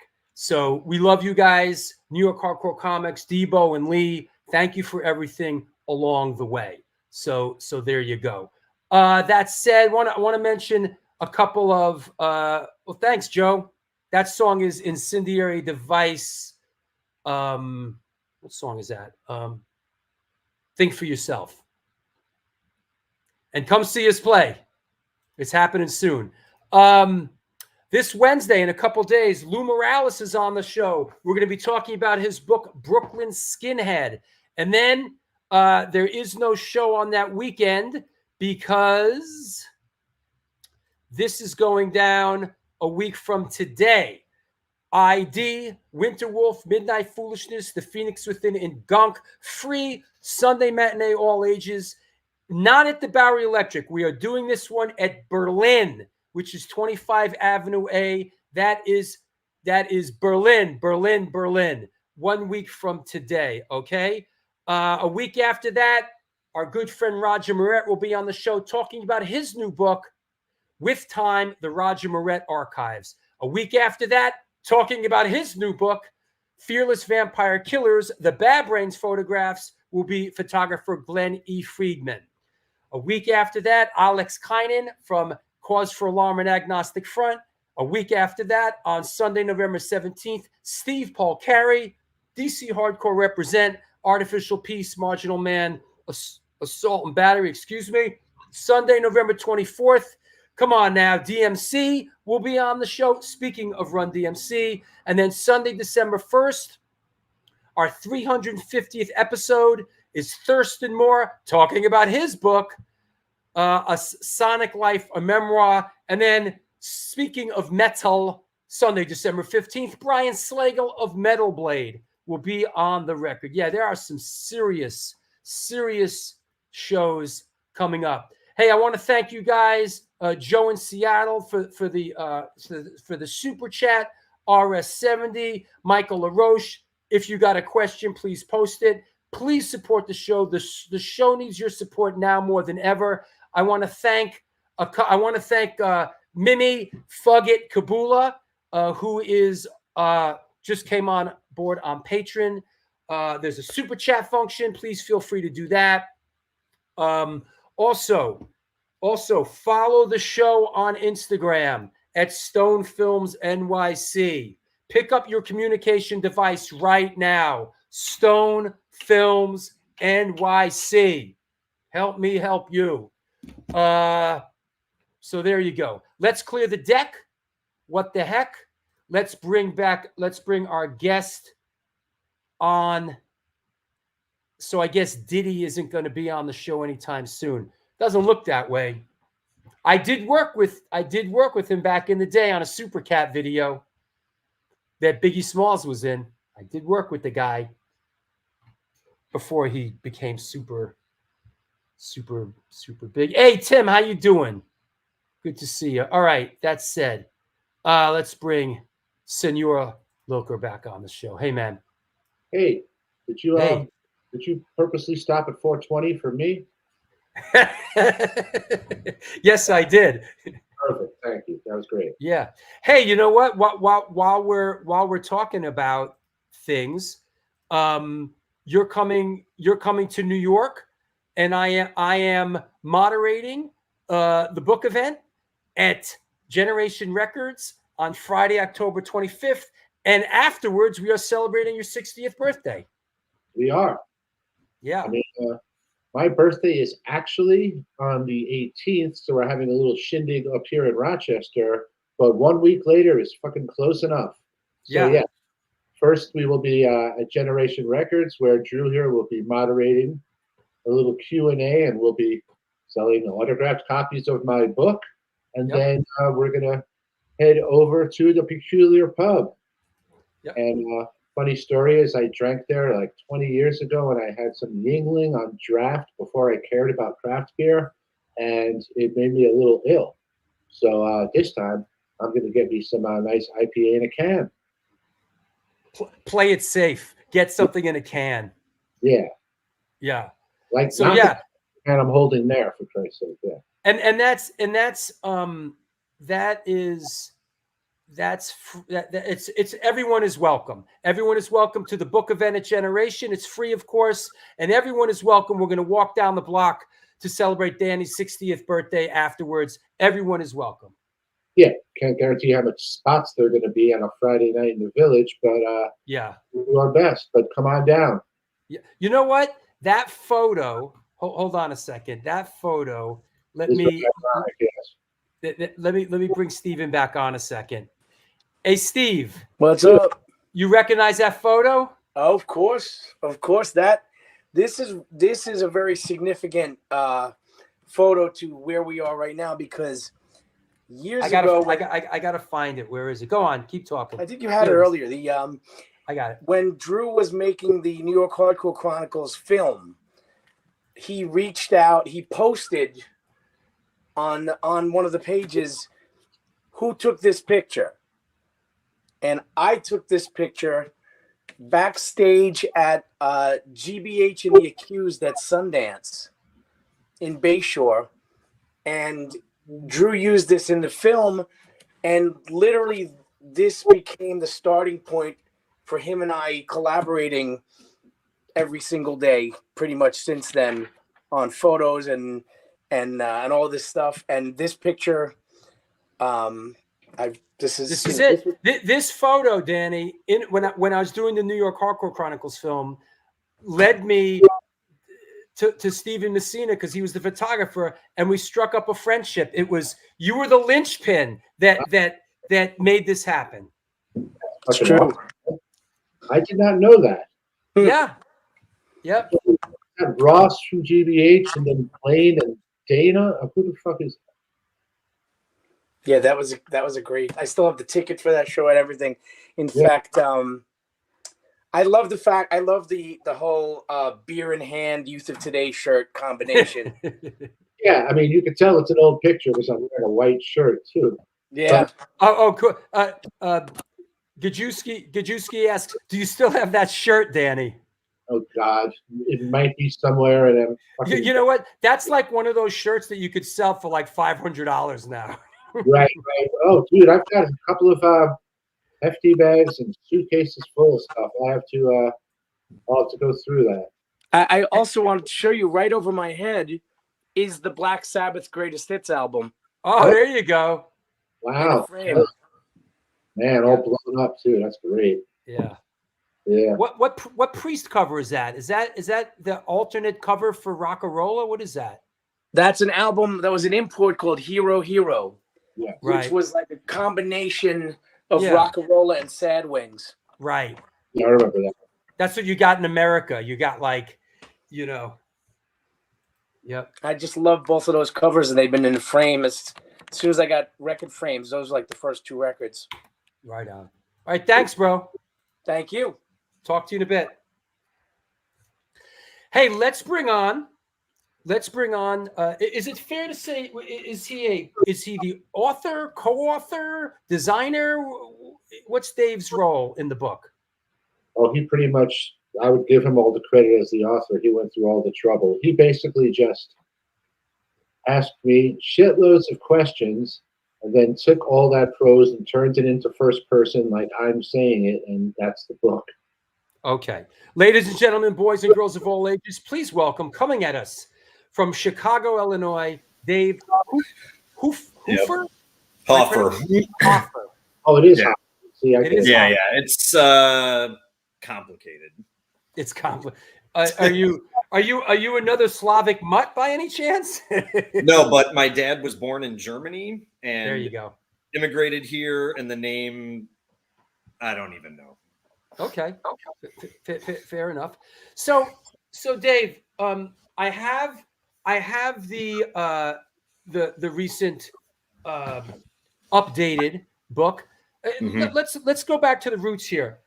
Sure. What initially inspired the first printing of the book? What was the impetus to sort of get this done? Well, the Reader's Digest version is I ended up on tour with the reunited Brutal Truth in 2007 and 2008. Their singer Kevin was living in Chicago. Got to know him because we worked in the same neighborhood. One thing leads to another. I just agreed to go and sell merch, not to be paid, just to do it. And on the 2008 tour, I don't know. They had me back. I felt like we had a pretty good rapport. And of course, everybody gets along with Danny, and he would just tell funny and interesting stories. And I just tossed out at some point, dude, you should write a book, because as somebody that watched the SOD Live at Budokan home video, like on a daily basis for a period, I would buy that book. And Danny was just like, I don't know, if I would ever do that. And I kind of sat on that idea. And then when we got back, I approached him about just trying to put something together. I have a bit of a writing background. I wrote for Metal Maniacs, rest in peace, and a magazine from here called Punk Planet. And I had a lot of like Q&A interview experience, but not enough to write like a third person narrative biography of somebody. So I just kind of had the idea to just go with what I know, which is zines and zine culture, and just basically make a zine out of many, many interviews that just told the story of his career. Yeah, and I really, and I'm just kind of scrolling so the people at home can get a feel for the format of the book. And I've said it before and I'll say it again. It's like I think that everyone on the planet Earth should have a book like this about them. With like these books are awesome, and it's like right. This is my story. Like everybody should have one of these about them. That's very nice. Thank you. Yeah. Yeah. See, Paul Stone knows I love that format, and I love this. I love this format too. It's like lots of pictures, lots of cool flyers, lots of anecdotes, lots of other people chiming in. Could you tell us, Dave, who else sort of what other voices do you hear in the book other than Danny's? Oh, well, geez, several. I will go back to the photos thing. That was one instance I'd kind of forgotten about until now, where I felt like Danny and I are on the same page here, because there were not a lot of demands from his side. It was just like, that'd be cool if this could happen. Never expected that to happen. But we both agreed that, books that just have sections of photos, like glossy photos that are kind of interspersed in chunks, we didn't want that. We wanted it to be photos spread throughout to complement the text. And we were like very much on the same page there. But in terms of other people, I mean, there were some obvious ones like Scott Ian that you just sort of have to talk to. Not that it was a burden to do it, but he just had to be in there. I basically went off of the interviews with Danny, where if there was a particular story, like my favorite interview in there is probably Gene Hoglan telling this crazy tour story. And when I interviewed Gene, he was like, right off the bat, he's like, I've told this story to people in person several times in my life, but to have the opportunity to have this sort of like in print and permanent, he was telling me that he was like happy to do it. And I'm just like, okay, this is crazy. So yeah, people like that would come up in the interviews, Dig Pearson from Earache. I tracked down, not tracked down, but Howie Abrams, like from the label side of things, was invaluable resource. He lives right across the street from me. I hope to meet him in like 2 weeks. That would be. I could yell out my window and he could hear me. But yeah, and then just, admittedly, I tried to inject a little bit of my own but relevant taste into it. That's why there is a lot of talk about the Brutal Truth tour with Macabre and Pungent Stench. As a Chicago guy, Danny and I also bonded over our mutual love of Macabre, so there is a lot of Nefarious in there. I tried to find other bassists, so there's Alex Webster, there's a bit from Dave Ellefson, actually excerpted a portion of Dave Mustaine's book where he told a story about Danny that was very kind. So there's like 30-something other people in there, maybe, plus some old clips from other zines and whatnot. Yeah. Was it your idea to name it after a Brutal Truth song? Yeah, it was. That was probably the most difficult thing, was just, what do you fucking call this thing? And I remember it just kind of came to me on a walk to work one day, because I was like, okay, it's like if you have a cover band, they tend to be named after like an aspect of the band that they're covering or something. So I was like, okay, how biographies or autobiographies will oftentimes be like self-referential. So I was just kind of thinking in that realm. And then I just felt like that summed up his career, where it was just always changing, never stagnant, always creative. And of course I ran it by him and there was apparently no objection. So no, it made sense, just what like he just said, because the original song, Perpetual Conversion, was a Brutal Truth EP. And that's just a fancy way of saying always changing, always evolving. Right. And yeah.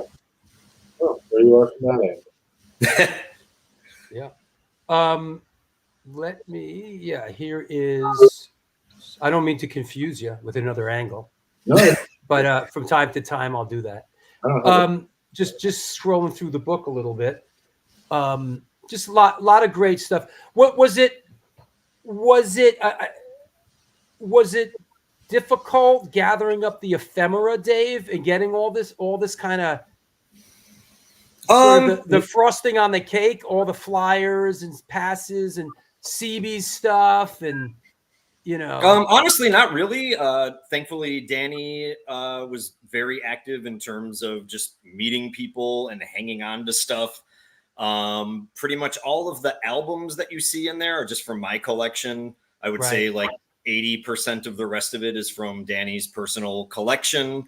There were some other photos that we licensed from Frank White. He has one of my favorite photos in the book, which is Danny with Richard Brunel and Pete Sandoval from Morbid Angel, who is like one of my favorite bands.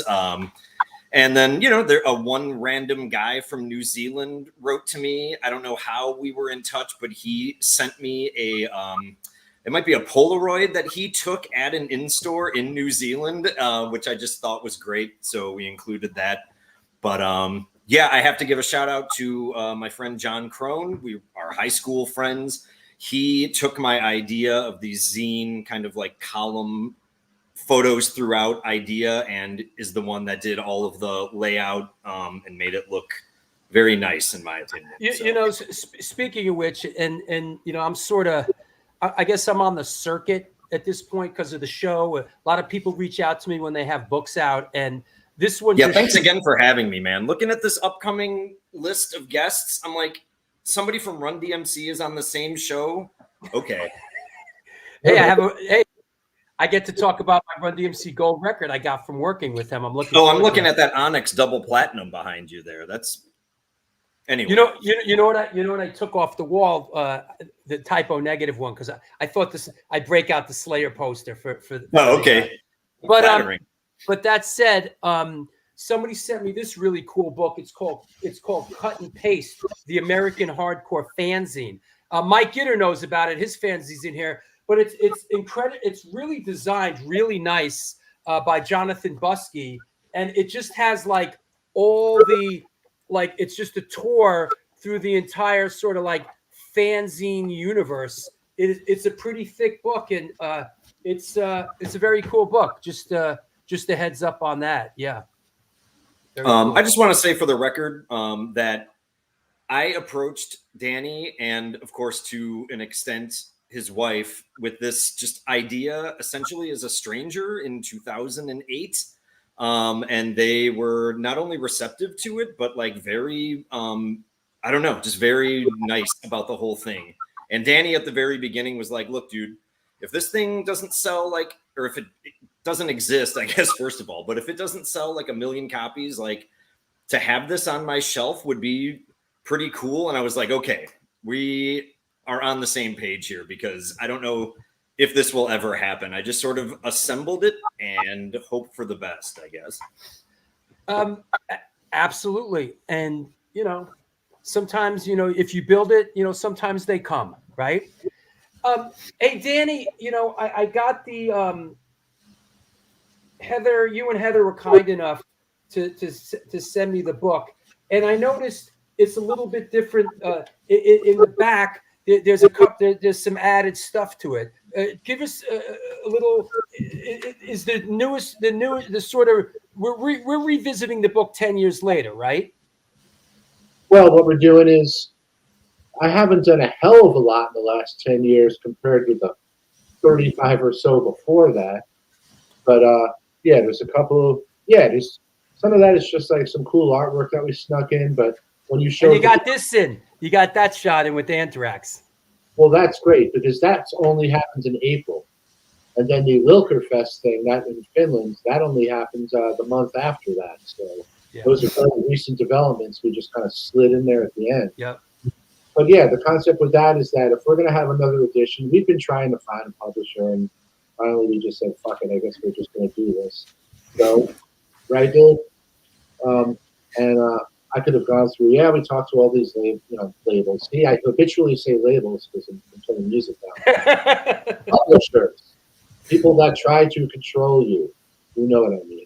Anyway, when we decided we were going to do a reissue of it, just because it was sold out, nobody could get it, we said, let's give it a minor update.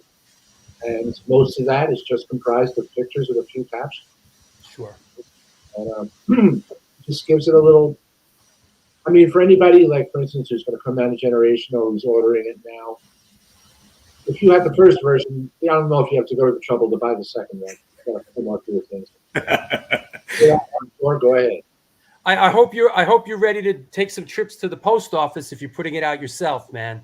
I am indeed. Honestly, we live right by the major sorting center of the USPS in Chicago, and they're open till like midnight every day. So I knew what I signed up for here. I also have to add that Tomas from At the Gates wrote like a 2-page foreword that is also new to this edition. And there was a great photo of Danny and Heather and Tomas and his then new bride at Tomas's wedding that we put in there. That is pretty great. Yeah, that's, cool. Yeah, that's great. Joshua Hurst, Hardcore Legends trading card, says Dave may need his own Legends card for making this book happen. Danny, I have to show you because Josh sent it to me. And he said, I know that Danny's not on social media much. Could you show him the card? And did you know that there is a Danny Lilker card? No. There you go. A Danny Lilker trading card. No, there were previously, back in the day, there were Nuclear Assault and Danny cards, but no, this is much better. Base. I fucking sold that base. What, you still have that base? No, I sold it to a dude in Chicago who is actually still playing it, and it works. He said, "Is that a BC Rich? What is that?" Yeah, that was during the Brutal Truth days, man. I beat the shit out of that dude. What is that called? That's not a beast. Is that a Warlock? What is that called? That model? It's a Warlock. It's just a Warlock, right? It's look at that beautiful read. Yeah, that was the Brutal Truth. We got a little chaotic at the end of our shows, and I would do horrible things to that base with the volume on full. And I like. it never broke. Lord Goat says Dan's shirt collection should be in the Smithsonian. It should. Maybe costumes. So the thing about the card, which that's the front, the back, which is mind-boggling. He has the back of the card, which is seemingly all the bands you've been involved in, and there's like 50 of them. Wow, that's some in-depth shit. Yes. The Berserker, is that true? Can I read? Can I read them out? And if you were not in this band, just go no. Okay, let's play. Well, just like sometimes there's just tenuous connections. Like I was just played on one song in the studio. I don't know how much that counts or whatever. No, it counts. Okay. If I name a band that absolutely you've never even farted in the same room with any of these guys or whatever, just say no. Okay, you ready? Here we go. White Heat, Anthrax, Crab Society North, Stormtroopers of Death, Nuclear Assault, Extra Hot. That was a joke.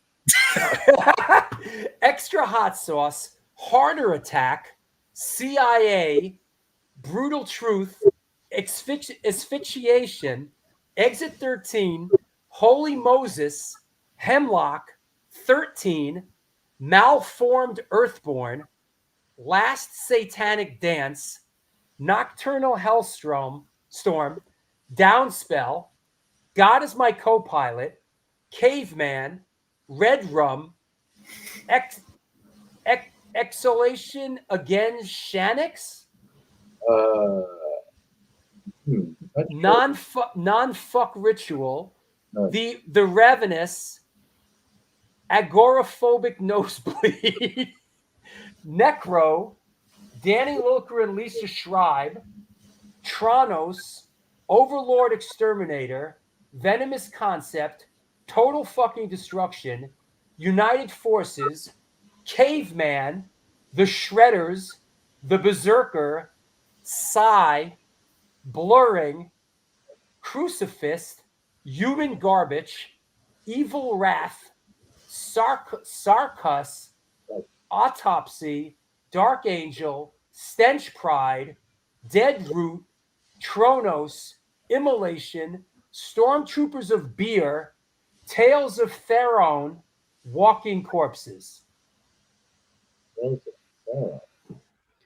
I don't feel like I did a very good job.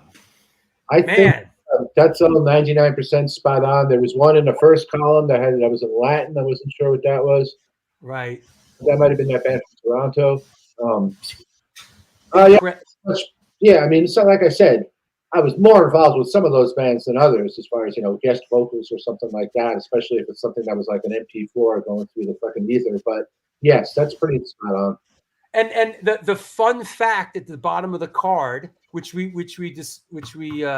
discussed earlier, the fun fact is in the early Anthrax days, Danny gave a bass to Scott Sitari so he could learn to join Anthrax. Scott didn't learn, but his brother Craig did and later joined Sick of It All. Yeah, more or less, right? Yeah, that's I suppose that's a fun fact, sure. Yeah. So that's pretty incredible. You know, he makes a lot of great cards. Want to remind everybody that the book, right, Dave? Yep. It just goes to a Big Cartel page. Okay. And I will be mailing them from my apartment in Chicago. How does it, just so I know, how does a Big Cartel page work? Is it like you list it there and when it sells, you have to ship it out?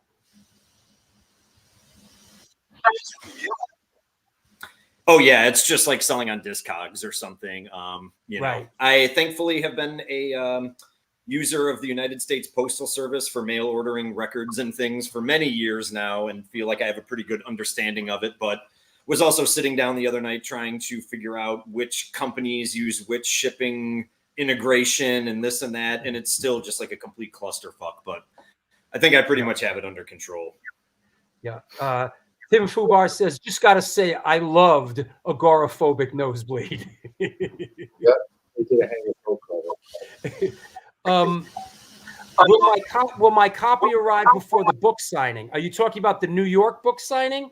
I think so. The New York book signing is not Probably, until, well, it's what? It's 19 days from now. I got you. Yeah, I got you, bro. So that said, let me clear the deck. Thank you, Dave. And no, thank you, man. This is really very flattering. And and once again, we're looking forward to having you be a part of the New York book event at Generation Records, which is happening on Friday, October 25th. And of course, afterwards, we will be at the what's it called? The Peculiar Pub. Anybody you want to thank, Dave? Anybody you want to shout out? Oh God. Well, you and Danny, of course, and Heather. I just want to say that, like, to me, the only real benefit I'm hoping to get from having this book out again is just getting it to people that didn't or weren't aware of it for the first time, and that I'm just excited to go to New York and meet people and just hang out. Thank you. That's fantastic. We look forward to seeing you. Take care, Dave. I'll talk to you soon. Hey, dude. All right. You know, that's great. That, you know, he seems like a really nice fella, really enthusiastic. You hooked in with the right guy, and it's great. You told him your story, and he sort of interpreted it, and created this. Oh yeah, he did all the fucking legwork, dude. I would do without him. Always salute him for that. Yeah, that's great, man. And now it's getting another go round. Before we take a quick break and come back and take questions from around the world, with the book, I know we're doing a thing in New York and you're doing a thing up there, right? Well, yeah, the one up here is more unofficial. It's just basically a birthday show with some cool local bands playing, and we'll probably bring some to sell. Cool. Wherever the merch. All right, let me take a quick break, and we'll come back and we'll take some questions from around the world. Okay. All right. See you. There you have it. You all right, Lori Dawn? Yes, I am. Yes, I'm enjoying the show. You're enjoying it. Okay. Well, don't go anywhere. Okay. That said, this is the New York Hardcore Chronicles Live, and we are sponsored by blah, blah, blah, blah, blah, and the Texas Silver Rush. They're a jewelry design firm and boutique store located in the birthplace of the Texas country music scene in Fredericksburg, Texas. They specialize in working with musicians in all music genres to design and create unique one-off pieces, as well as to style them for stage, album covers, promo photos, and social media exposure. The client list includes Rock and Roll Hall of Famers Greg Rowley, Ringo Starr, and of course, your friends and mine, Agnostic Front. Information and online sales are being taken at their Facebook and Instagram page, and of course, www.texassilverrush.com. Hey, I want to mention once again, we are looking for another show sponsor. If you are interested, reach out. On every show, you will get to hear me read things like 126 Hardcore Clothing, they're a streetwear brand for restless individuals who don't compromise. They're about being positive, spontaneous, and true to yourself. For years, they experimented with several printing methods and materials and collaborated with a large number of designers and illustrators, always giving room for fresh perspectives while retaining the hardcore attitude. Get in touch with them and ramp up your game at www.126clothing.com. If you're looking for sponsorship, this is the place. That said, I want to mention a couple of events that are coming up. Let's clear the deck. Also, questions you have for our guest, Danny Lilker, please post them now. Here we go. What's coming up this Saturday up at Queen's Pins in Middletown, New York? It is a clothing and food drive. Joe Frank is behind it. RBNX, Incendiary Device, it's going to jump off tonight.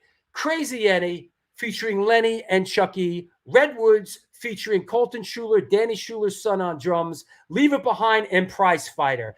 That is this Saturday. Alert, red alert, code blue. All you upstate motherfuckers better be at this show. We are getting in the car, and we are coming up there from the city to play in upstate New York.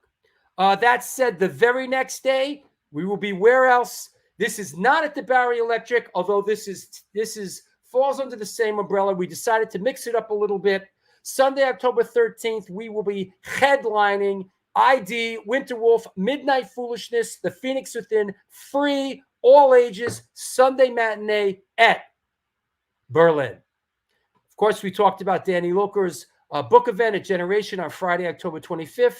Then once again at Berlin, Sunday, November 10th, Kings Never Die record release show, 45 adapters, Tree, Redwoods, and Neck Scars. We're going to be up in Connecticut for the first time with Sinking In, Brass Knuckle Brigade, Deb Blowhammer, and Glorious Wounds at Cherry Street Station. So all you Connecticut motherfuckers better be there for that.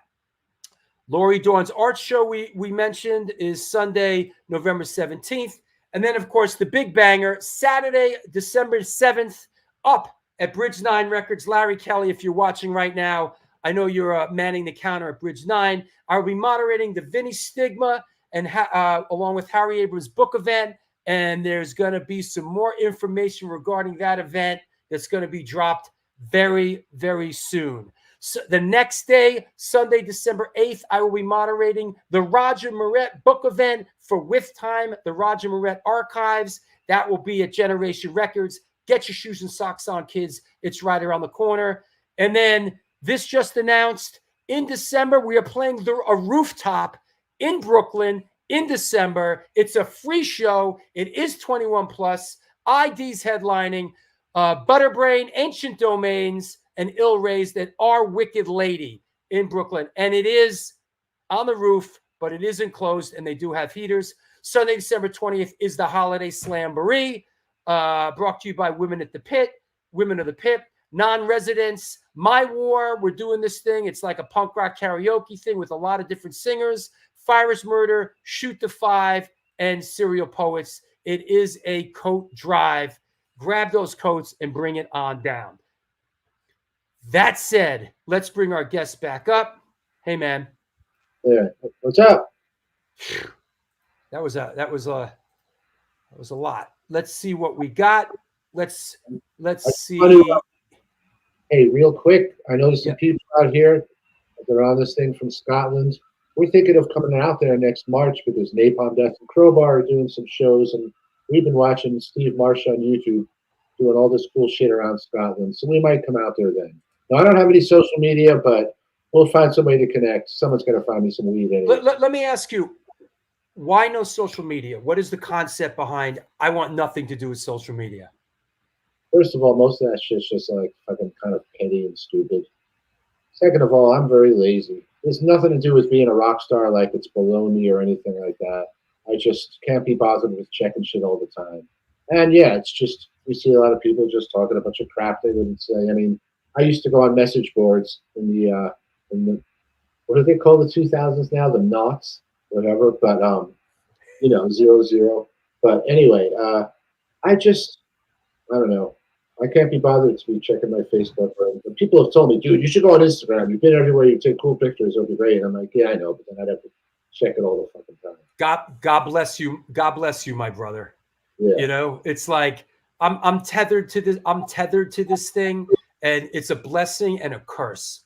Right. You know, it is. It really is. It's like, as much as this show's tied in with it, and the viewer, on the other hand, it's a friggin' curse, man. Social media is the bane of our existence, man. I mean, I know it's great for promo, undoubtedly. You know, it's better than putting a flyer on a telephone pole like the old days. But Yep. otherwise, no, that's it. Gotcha. Let's see. I liked this was Count Ralphus says, I saw Brutal Truth at the Hangman's Ball at the Ritz, and then I saw them at the Chester Death Fest in upstate New York. Were they the first Brutal Truth shows? No, the first Brutal Truth show was, of all places, was in Staten Island in August 1990. At the Red Spot? Where was that? It might have been that shithole. Jeez. Yeah. We were a three-piece for a little while before we got Kevin in the band in '91. So some of our really early shows when we were just a three-piece. The first one was in Staten Island and Jersey, or fucking up in Nyack. What was that place in Nyack? We'd always play with like crazy bands like Profanatica and Incantation. If anybody remember? Nyack of all places? I don't know. Yeah, there was a club. I know there's a place. I know there's a place up there now called Olives, and that's being booked by Tim McMurdy, who was in MOD. He's booking that place. Right. No, this was another place. Okay. Not Olives. No, Ray. That's the name. No. Rock Palace. The Rock Palace was in Staten Island. No, the Rock Palace was not the place in Staten Island. Yeah. Yeah. Yep. To answer the guy's question, that wasn't our first show. Chris Heathcote, I believe the reason you were in Dark Angel is just for filling in for their bassist during a nuclear assault on Dark Angel tour together in Europe. What was that like? Well, for reasons I won't go into too much, we couldn't do a few shows because otherwise detained. So I played about 5 or 6 shows with those guys and just had to learn their set like during the afternoon sitting on the tour bus. And their shit was super technical, the stuff on Darkness Descends. So I just kind of did, I don't know, do it on the big screen. Dark Angel for Dummies, just kind of played every other note. And I did it so they could stay on the tour and still play shows, you know, without not having a bass player. It was just, they were my friends, and I went to the trouble of learning all that stuff. Yeah. Certainly was a pain in the balls. On the tour bus. Yeah. So, yeah. And I liked their stuff in the first place, so it was completely unfamiliar. But it was great. It was very gratifying and fun, and I was glad I could help them out. Laura Squirrel says, I remember the show with Brutal Truth as a 3-piece at G. Willikers in Jersey. When it was a 3-piece, who sang? That was mostly me, and then Scott, the drummer, sang a couple. Wow. Nice, low, heavy. Huh? Heavy. Yeah, I could do all right. that. And this when Kevin got in the band, he started doing all those really high, screechy Japanese vocals. But yes, G. Willikers in Pensacola, New Jersey. Played a few shows down there. And yeah, there definitely would have been the 3-piece era when we were playing like Agoraphobia and Profanatica. Makes sense. Michael LaRouche says, Dan, where I live, I always hear about Nuclear Assault playing Club 490 in Fitchburg, Massachusetts. I wasn't there, but did you play that gig? Supposedly the last Nuclear Assault show. Club 490 in Fitchburg. Let's see, Michael, is Fitchburg more like a suburb of Boston, or is that like another part of the state? Well, there was the end of Nuclear Assault that I left the band in '92. This is all round one, and they stayed on. They got another bass player, and they stuck around for another year. So that might have been the last Nuclear Assault show, Mach 1.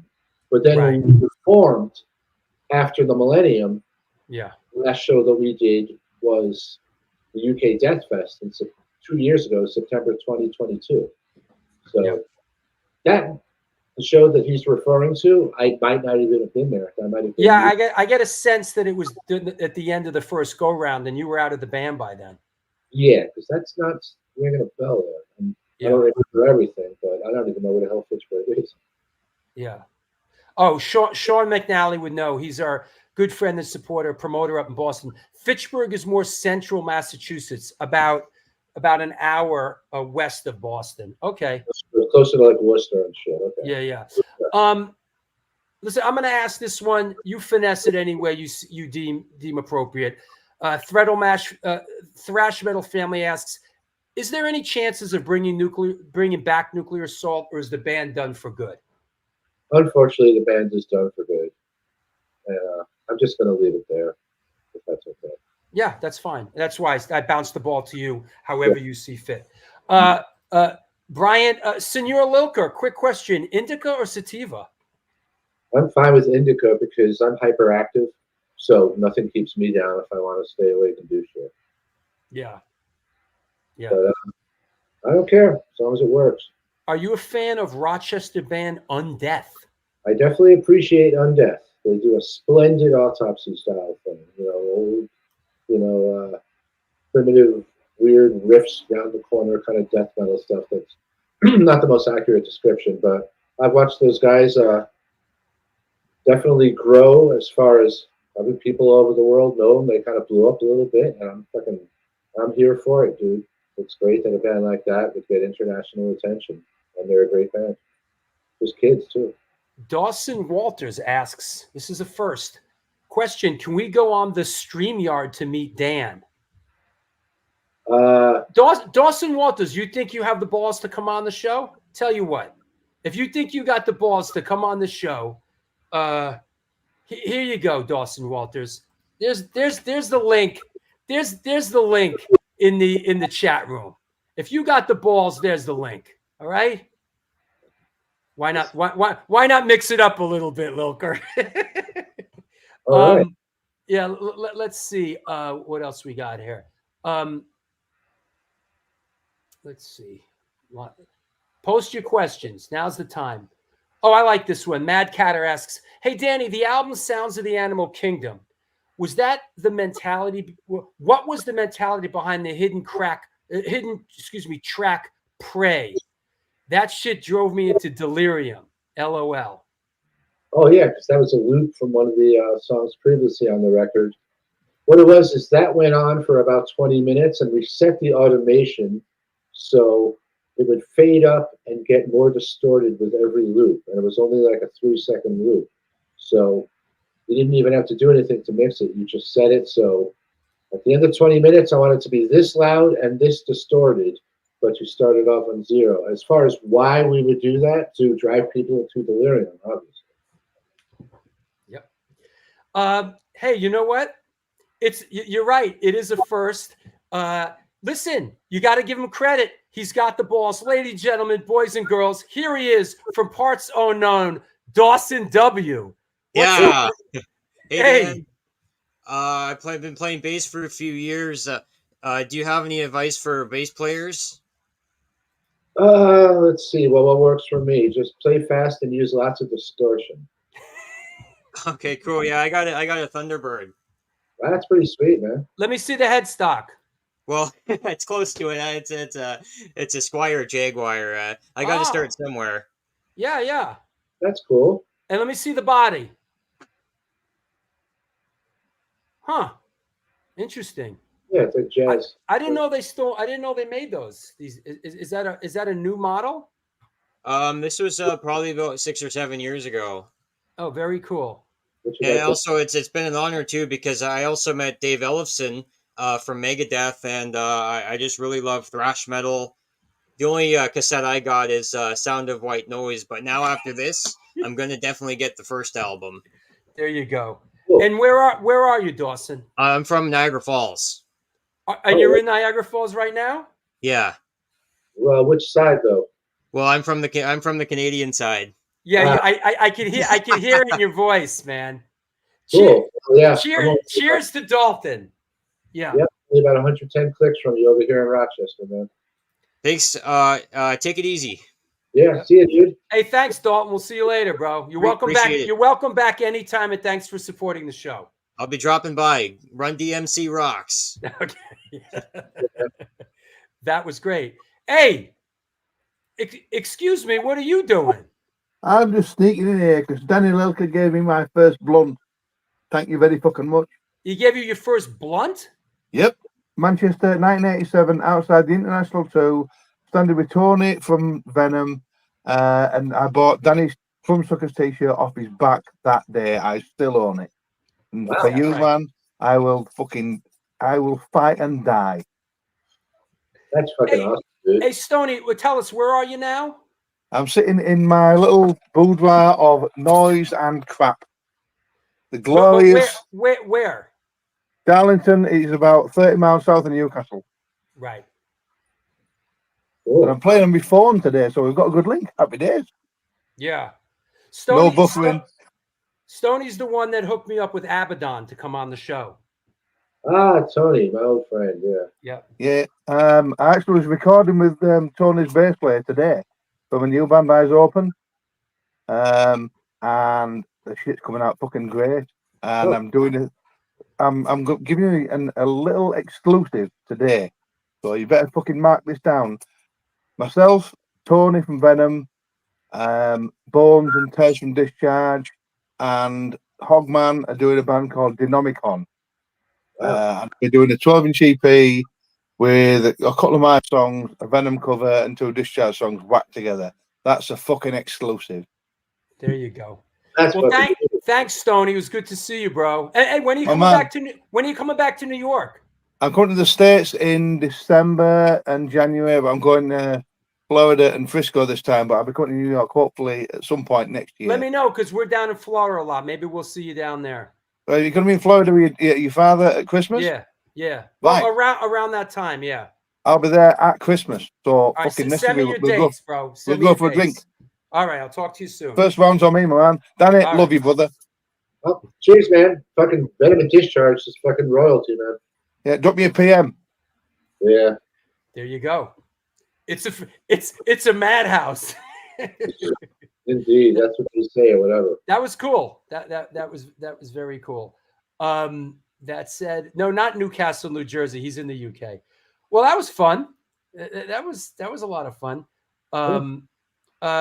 Joshua, who made the card, says, Danny, thank you for playing along with all the stuff on the back of the trading card.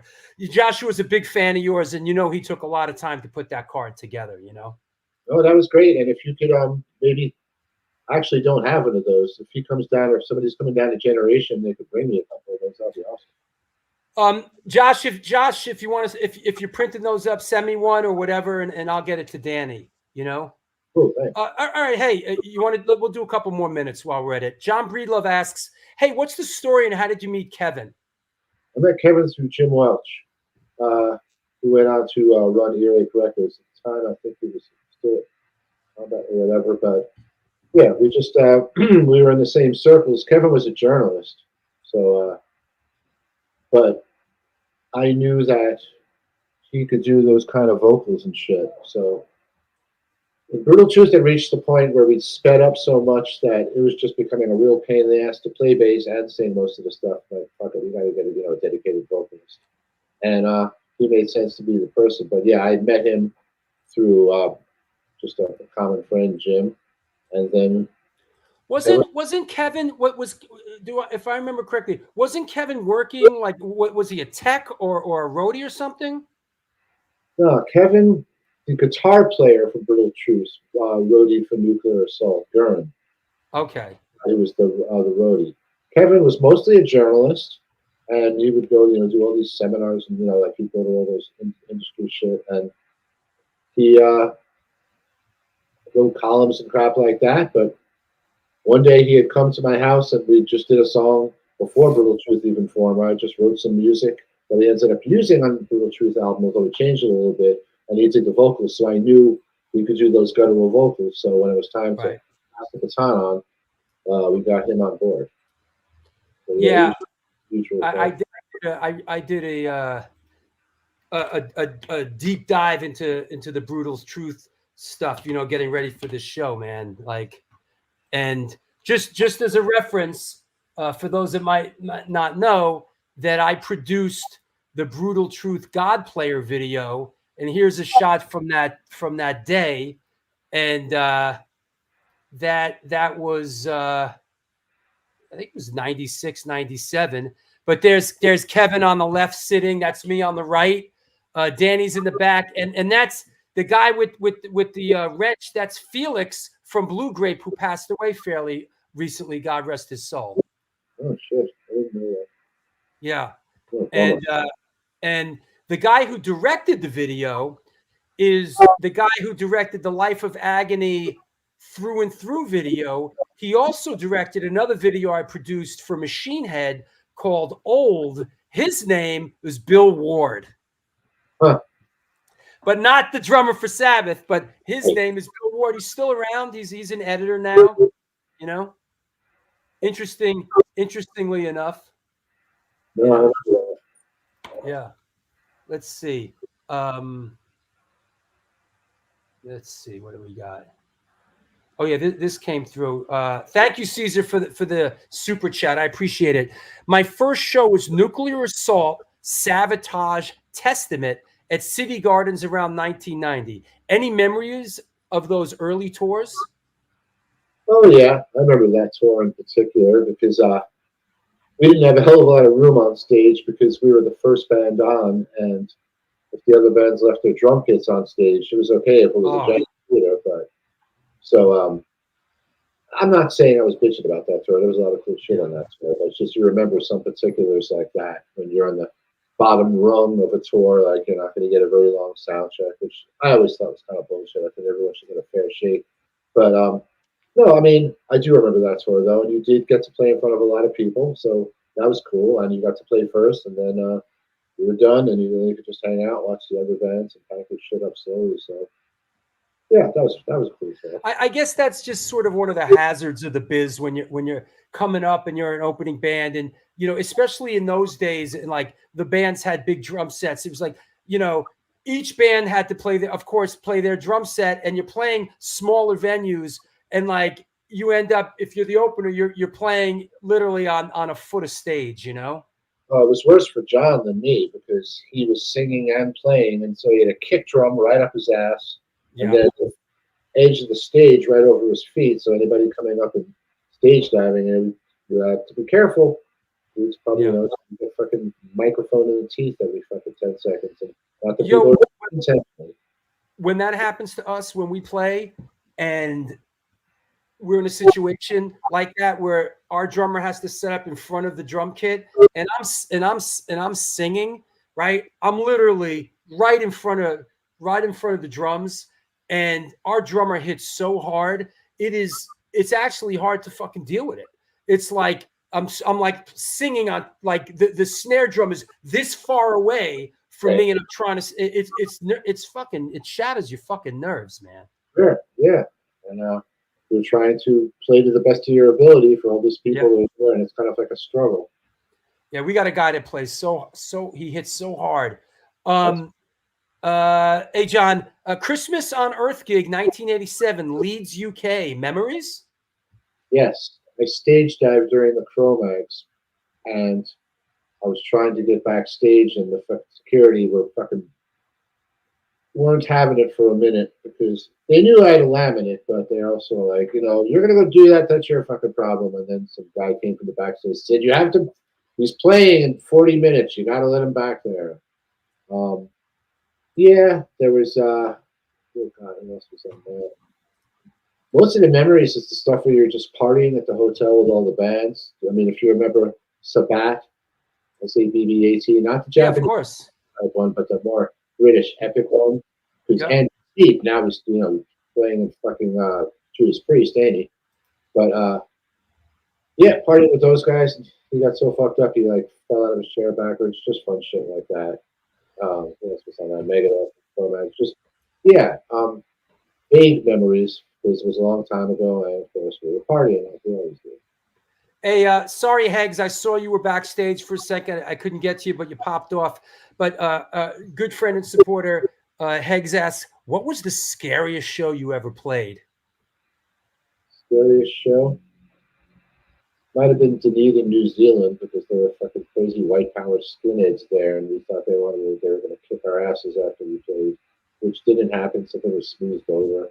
But this is with brutal truth, and no band I play in is going to want fucking. Nobody we know on this fucking show is going to be like, oh, cool, there's some fucking Nazis at the gig, awesome, But they're fucking crazy, violent people. First of all, why are you here? But we're not going to bother with that. But yeah, it was scary playing the show, thinking that shit might go down right afterwards. But fortunately, it didn't. And here's one. Oh, sorry, go ahead. And it was also fucking the extreme south New Zealand, like next stop Antarctica, so it was cold and windy. So that kind of lent a whole gloomy atmosphere. Got it. I'm taking this from my notes from the book. I didn't get a chance to ask you about it, but I thought it was really interesting that early on in your Anthrax tenure, Anthrax played Great Gildersleeves on the Bowery, which was like a block from CB's, right? Right. And for those that out there, the facade is still there. It's like a homeless outreach program. It's right next to the Bowery Electric. And Gildersleeves was an interesting place. It was kind of like at a certain point it was kind of glomming off the history and popularity of CBGBs. And I saw some great shows in Gildersleeves. I saw Minor Threat. I saw Suicidal. I saw the Misfits. But here's a shot from the inside. This is a little bit before that. This is late 70s, but this is the inside of Gildersleeves back then. It was like a funky Bowery bar, and it had this balcony in the back. You could go upstairs. There was like a little balcony. It was an interesting place. But how the hell did Anthrax end up playing Gildersleeves? That would have been 82, and I think that was something where we just were looking for places to play, and I think a place like that might have had like some kind of demo/audition open kind of night where they didn't have stuff booked a certain night of the week, so they would let up-and-coming bands who didn't necessarily have a name themselves play, and we played with a punk band called The Mistakes. I don't know whatever happened to them. It's amazing I remember that, but yeah, so that was just, it wasn't like we were on par with other bands that were playing there on the weekends or anything. It's just more like, they would have an open night where they would just let bands come up and play.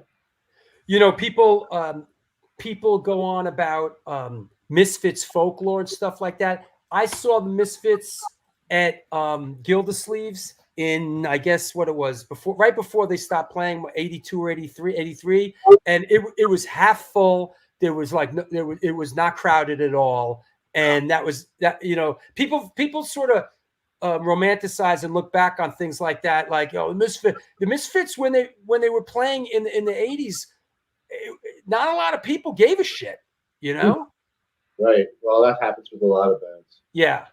When Juice broke up the first time, and then 5 years later, it's like people are like, "Do you realize what an iconic grindcore band?" We're like, "Really not." Yeah. Don't you know my band? We changed the world. We played My Mother's Garage 3 times. Like we changed the course of musical history. It's like, oh, okay. Let me ask you, who was Greg Walls? Because somebody else asked. Speaking of Anthrax in '82, what was the last time you spoke to Greg Walls? Was he an original Anthrax member? Yeah, he played guitar in the band for a while before Danny Spitz. Before Dan, right? Okay. Yeah, and as far as when the last time I spoke to him would have been a long time ago. I mean, I did see him on YouTube talking about how he took credit for the riff and Panic, which I guess I understand, but I wasn't the one who did the credit. People come in and out of our lives, right? Yeah.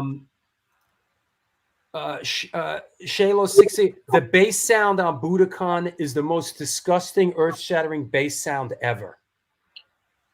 Well, I think that's a compliment. Thanks. Yeah, it is. It is.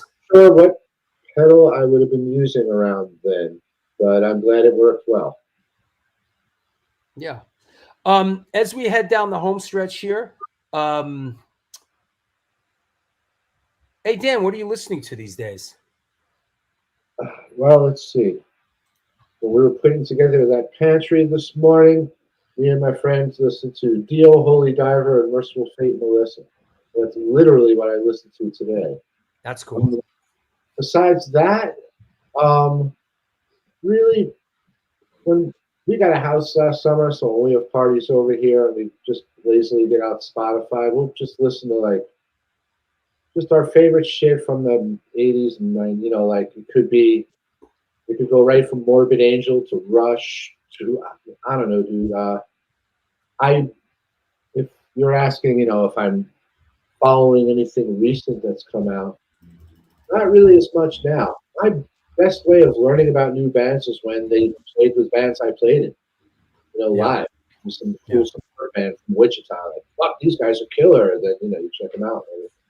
But yeah, I basically just listen to everything I've always enjoyed, just bounce around really. That's a record I think holds up, is still great. Melissa, still a great. I love that record. Oh yeah, it's just a great record. Gary Alford says 88 was a great year for thrash gigs. Slayer Nuclear Assault Tour 1988 at the Ulster Hall, Belfast. Glenn Evans met his wife that night, Samantha, who was working first aid. True. Is that right? That is true. I mean, they were no longer married a few years after that, but they were married for a while, and it's true that Samantha was there as a nurse because that tour was their South of Heaven tour, and I think our Hands of Prayer tour. And we did a whole bunch of shows around the UK, and it made it over there too. I mean, I know Belfast is still the UK, but we've never been to Belfast before. And then there was randomly one show in Zurich, and that was the end of the tour. But it was mostly on the mainlands, and then it was Belfast and Dublin, and then, you know, up to Scotland, a few shows in Wales, which are obviously all connected to England without having to take a ferry or anything. And but yeah, I remember that show.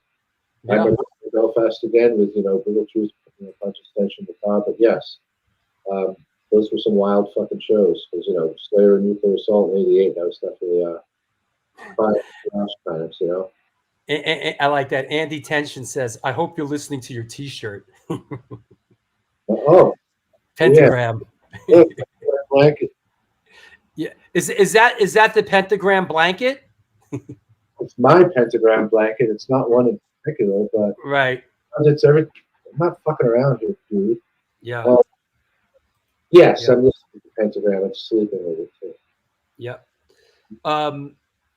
What else? Well, let me see. One or two more. Favorite bass distortion pedal? Is there such a thing?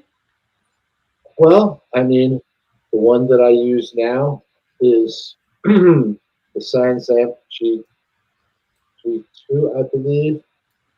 That's the name of the company. I'm drawing a blank on here.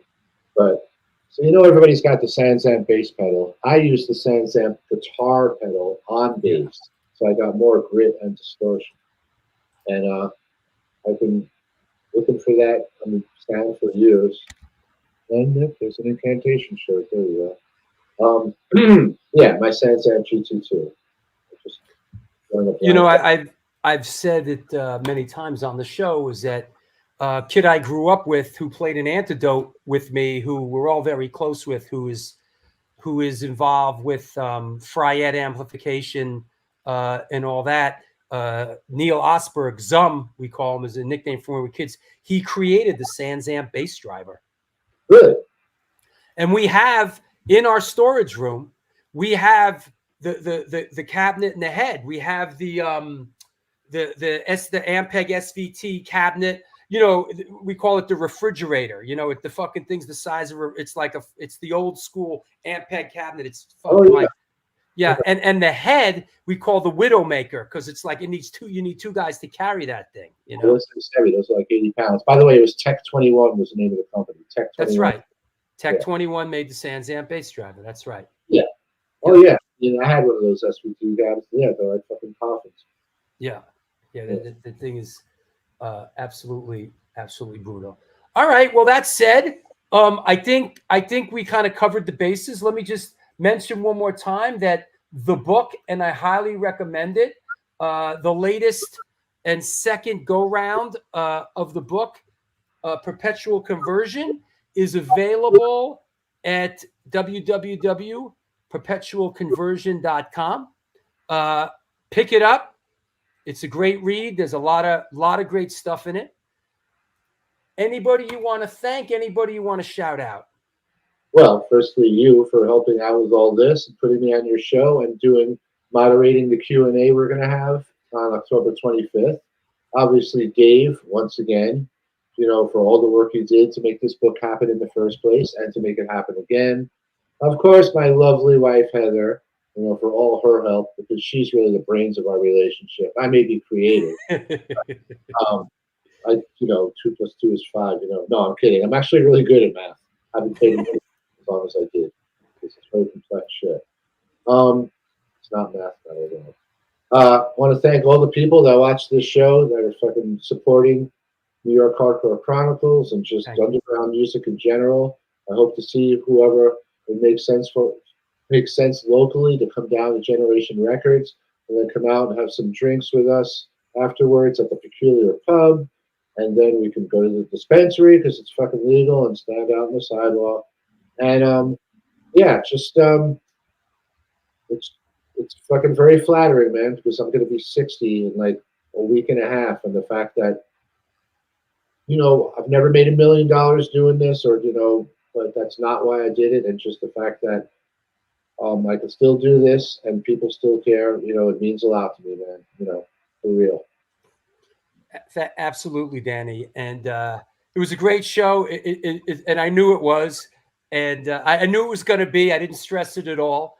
And it's always great when you come on the show. And thank you so much. You came on early on when we started the show, and you're a frequent flyer here, and you're a beloved figure in the New York music scene and just everything you've done. You're one of the good guys, Danny. So I want to thank you, and I'm honored, and I'm looking forward to moderating the book event coming up. So I'll see you soon. Awesome, man. Thank you so much. All right, take care. All right, man. See ya. Bye-bye. There you have it. Hi. Stick that in your pipe and smoke it, huh? Stick that in your pipe and smoke it, huh? Yeah, it was great. Good one. It was great. You know what I wanted to ask? You know what I want to ask? How about some constructive criticism? What would you like to see on the show? What are you tired of me doing? What are you like? Not this story. Like, what do I do that annoys the shit out of you? What are you sick of? What do you think we should improve on? And be ruthless. I can handle it. Hard can just be like, I can't stand when you talk about, or enough with that already. Come on. I'm going to get in big trouble here. Okay. Make sure your guests have good mics. It's hard, man. I can't. What can I do? They have what they have. Some guests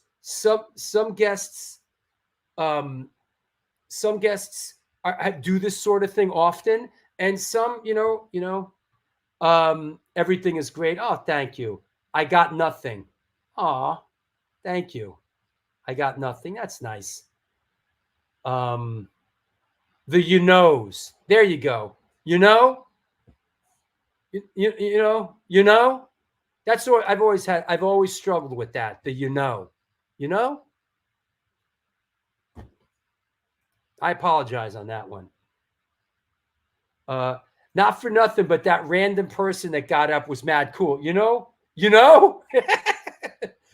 We got to do that again. We got to like put the link randomly in the chat room. That was cool. We need more fist pumping. Okay. Drew, get Billy Milano on. Bury the hatchet. I don't know. I don't need the headache, man.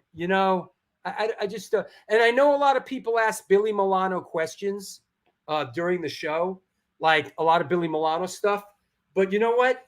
Danny doesn't really want to talk about Billy Milano or SOD. He's just over it, So we addressed it a little bit, but I didn't want to grind it in there. Clear the deck should stay on the show. Okay, fair enough. We need dreidel spinning. Where's my? Hold on a second. Hold on.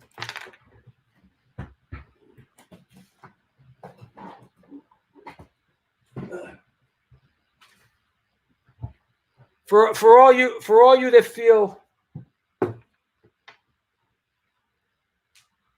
that feel like we need some dreidel spinning, yes, I have the snowy dreidel here on the shelf. And we didn't mention today. How about this? Danny Lilker was bar mitzvahed. Did you know? Hey, did you know that, Dave? Did you know that Danny Lilker was bar mitzvahed? I can't hear you.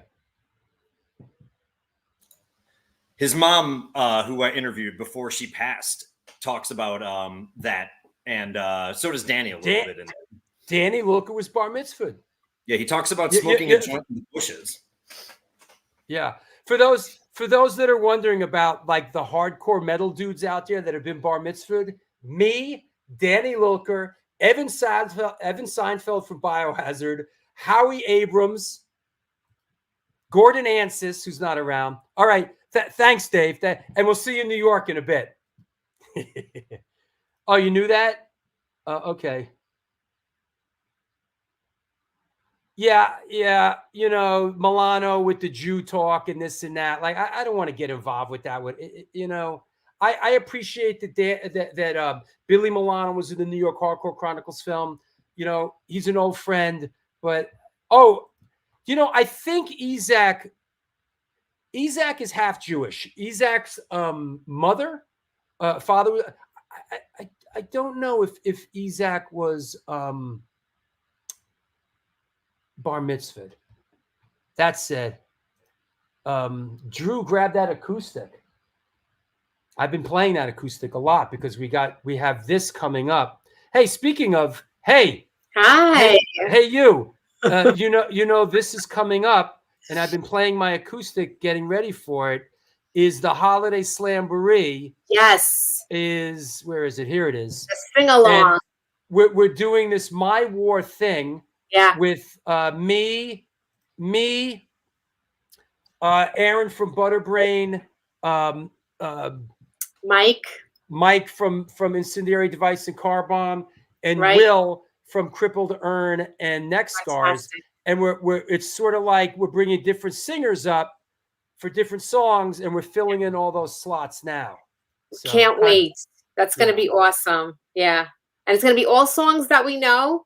So everybody's going to be able to sing along, and it's going to be like Christmas caroling. Make Lori say the word quarters. Quarters. Quarters. Isaac's just so you know, Isaac's pop was Jewish. Yeah. Yeah. His mom's a Boricua. That's right. My mom's Jewish. Yeah. Dad's Italian. I'm a pizza bagel. There you go. Okay. Yep. I play bass in 108, and I am half Jewish. Rob Fish is Jewish. Kate is half Jewish, or maybe all Jewish. I knew that. I knew that about Kate. Yes. Who knew that 108 had so many Hebes in the band? Huh? Yeah. What would the snow? Actually, I know a bunch of Jews that are now Krishna. I wonder if Ray Capo or Purcell are Jewish. I think they're Italian. I could see that. Yeah. Hence the name Danny Singer, right? Of course. Yeah. Jewish and Italian is a food mix. Is a food mix food wise. Okay. Yes. Yeah. My mom was a huge cook. So. Oh, good one, Ray Hogan. Funny. Tony Portaro and Ray Agnew once a week. That's funny. The two guys that stiffed the show. Yeah. Drew grabbed some. I'm sorry. Go ahead. I said this isn't going to be complete for me until we get Bobby Blitz. You know, we almost had Bobby Blitz, and then I kind Almost. of let. We had him on the hook.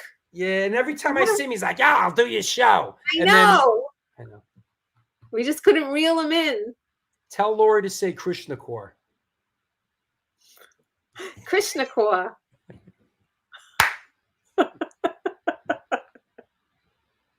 Krishna Core. It's just a new segment now. Welcome to the New York Hardcore Chronicles Live. New segment, Make Lori Dawn Say.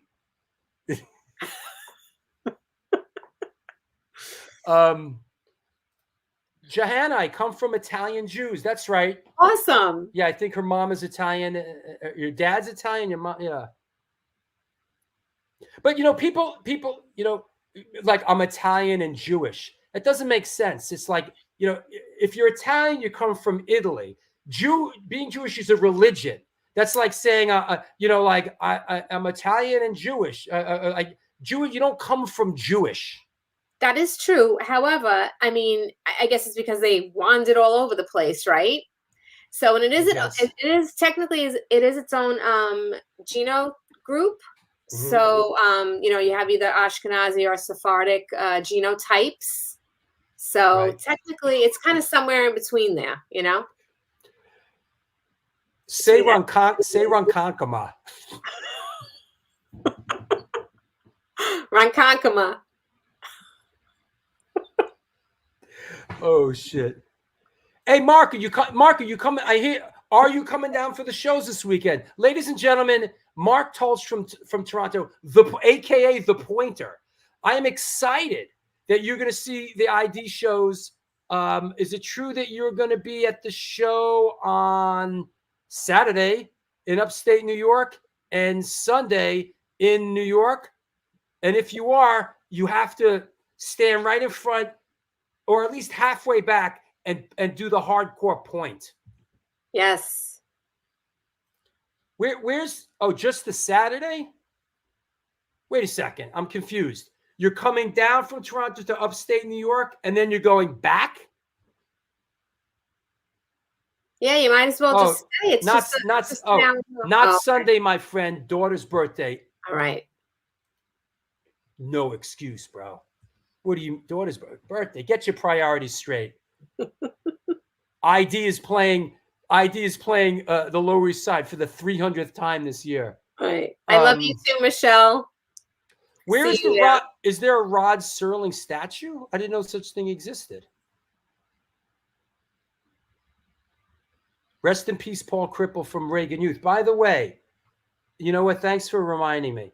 There is a Paul Cripple event at the old A7, which is a very appropriate place for that to be. Here it is. It is on Sunday, October 20th. That's right after I do this show here, October 20th. Once we're done with the show, I'll be heading downtown for the Paul Cripple memorial event at the Bowery Electric from Reagan Youth. Rest in peace, Paul Cripple, Reagan Youth. That said, okay, good. He says he'll double point on Saturday. Good. We need a pointer. Does Lori have any new sound recommendations? What are you like, a music critic, or what do you like? What is Lori listening to? Go to our page. Go to Women at the Pit. You know, I feature bands all the time. There's a band from Australia that I just had up on there. Stressed. Soji. It's another one that I'm listening to lately. Supernova from UK. So yeah, just head on over to Women of the Pit. Makes sense. You'll see what I'm listening to. Tim Cohen asks, any possibility of getting Eric Casanova on the show in the future? I know he's around lately. You know, I don't think Eric Casanova would be interested in doing the show. I really don't. I don't think this is his bag. So that said, but I could ask him when I see him. I don't think Eric's on social media. I don't think Eric has a computer. I'm not seeing that. Larry Kelly says, I saw an incredible band the other day called the Miss Smiths, which do Misfits and Smiths. Everybody go see them. Yeah, they looked like a lot of fun. He was sending me clips and stuff. They look like a fun band. You know, here's a photo that was sent to me. This is also a Bill O'Leary photo, and this is from that same nuclear assault show at CBGB. Does anyone know? And it's not as obvious as you think. Does anyone know who is in this picture with Danny? Who's singing with Danny in this picture? Anybody can guess who this is. And it's not who you obviously might think this is. Let's see what they come up. There you go. Hey, you can always get a Hilly Crystal's kid to come back again and talk about his mother. There you go. Wow, you know, I kind of asked for any like brutal feedback, and like nobody really said much. Like, you know, I can't stand when I'm so sick of you talking about the you know, like, right. I hate this. I hate that. You know, I guess if you really hated what I was doing, you probably wouldn't be watching the show right now. Right. Or at least not this late on. You have to ask that question early on. Yeah. Can I bring back the cowboy hat? I don't even have a cowboy hat these days. Yeah. Yeah. Don't say thank you. Don't say aw ever again. It's like aw. Yeah. I'm trying to show a different side of me, that I'm compassionate and I give a fuck. You know? I'll try to do away with the compassionate side. No problem. Yeah. Ahmet Zappa. You know, my brother's friends with Ahmet. I'd rather get Dweezil on, actually. I hate that you ignore my questions sometimes. All right. They go by really, really fast, though. Yeah. You know, they scroll by really fast. So. Yeah. Butterbean. No. Nobody. You know, I thought there'd be a few people. Nobody really got it, huh? It's not Butterbean. It's not. Oh, it was Ahmet Zappa. Like, is that Ahmet Zappa? Oh no, it's not Ahmet. It's not Don Rickles. It's not Joe Rogan. Yes, it's a Killer Murphy's Law shirt. No, it's not Phil Anselmo. No, it's not Billy Milano, which I thought people would think. I believe it's Billy Psycho from the Psychos, is who it is. That's Billy Psycho from the Psychos. Yeah. So no, it's not Steven Messina. So there you have it. All right. Who's Reba Myers? Do I not know who Reba Myers is? I know who Reba McEntire is, but I don't know Reba Myers. You know? Huh. Okay. Fine. All right. Well, that said, hope to see you at this is happening on Saturday. Hopefully you come down on Saturday. I know it's 4 hours from you. It is. It's a hike, but it's on my calendar, so. Oh, I got the set times. It's not that late. Oh, that's fantastic. It's he just sent it to me. Show starts at 5, Redwood 6:30, Crazy Eddie 7:15, ID 8, RBNX 8:45. Awesome. All right. Wow, that's great. Yeah. Yep. Nice and early. Oh, somebody asked about this before, and I didn't get a chance to. Can I get Corey Taylor? I couldn't get Corey Taylor, but I used to be friends with Sid Wilson, who the DJ who's still in Slipknot. I used to pal around with Sid back in the day before Slipknot really blew up. So there you go. Mark Tulch, 4 hours driving. Fuck off, LOL. How long is he gonna drive for? He's gonna drive for at least 3. No, from Toronto to Middletown, I'm sure it's like 8 hours. What is it, Mark? Okay. Toronto. Right, how far is your butt fuck town outside Toronto to Middletown, New York? Yeah, I was thinking Montreal. Yeah. Yeah, because I think Sid just caught himself on fire. Is that right? Did he get hurt? Sid was always the cool one in that bunch back in the day. Oh, 6 to 7 hours to Middletown. Okay. All right. Okay, so now he's making me feel all wimpy. Right. That was a challenge. Oh, there is talk about this expanding the Back to the New York Hardcore Roots series that we do outside of New York City. We're actually thinking about doing these shows outside. We're going to start doing shows outside the Bowery Electric, and we're going to do it in other places. Free, all ages Sunday matinees. Coming to a town near you. Yes, he's married to Kelly Osbourne. That's right. A bonfire accident. Oh, man. It's awful. Oof. You know something? I think it's kind of safe to say that I'm never going to be involved in a bonfire accident. I might be involved in a bonfire. I occasionally have bonfires in my yard. I don't even know what a bonfire is. Like, it's like something I see in a like. It's like a big fire.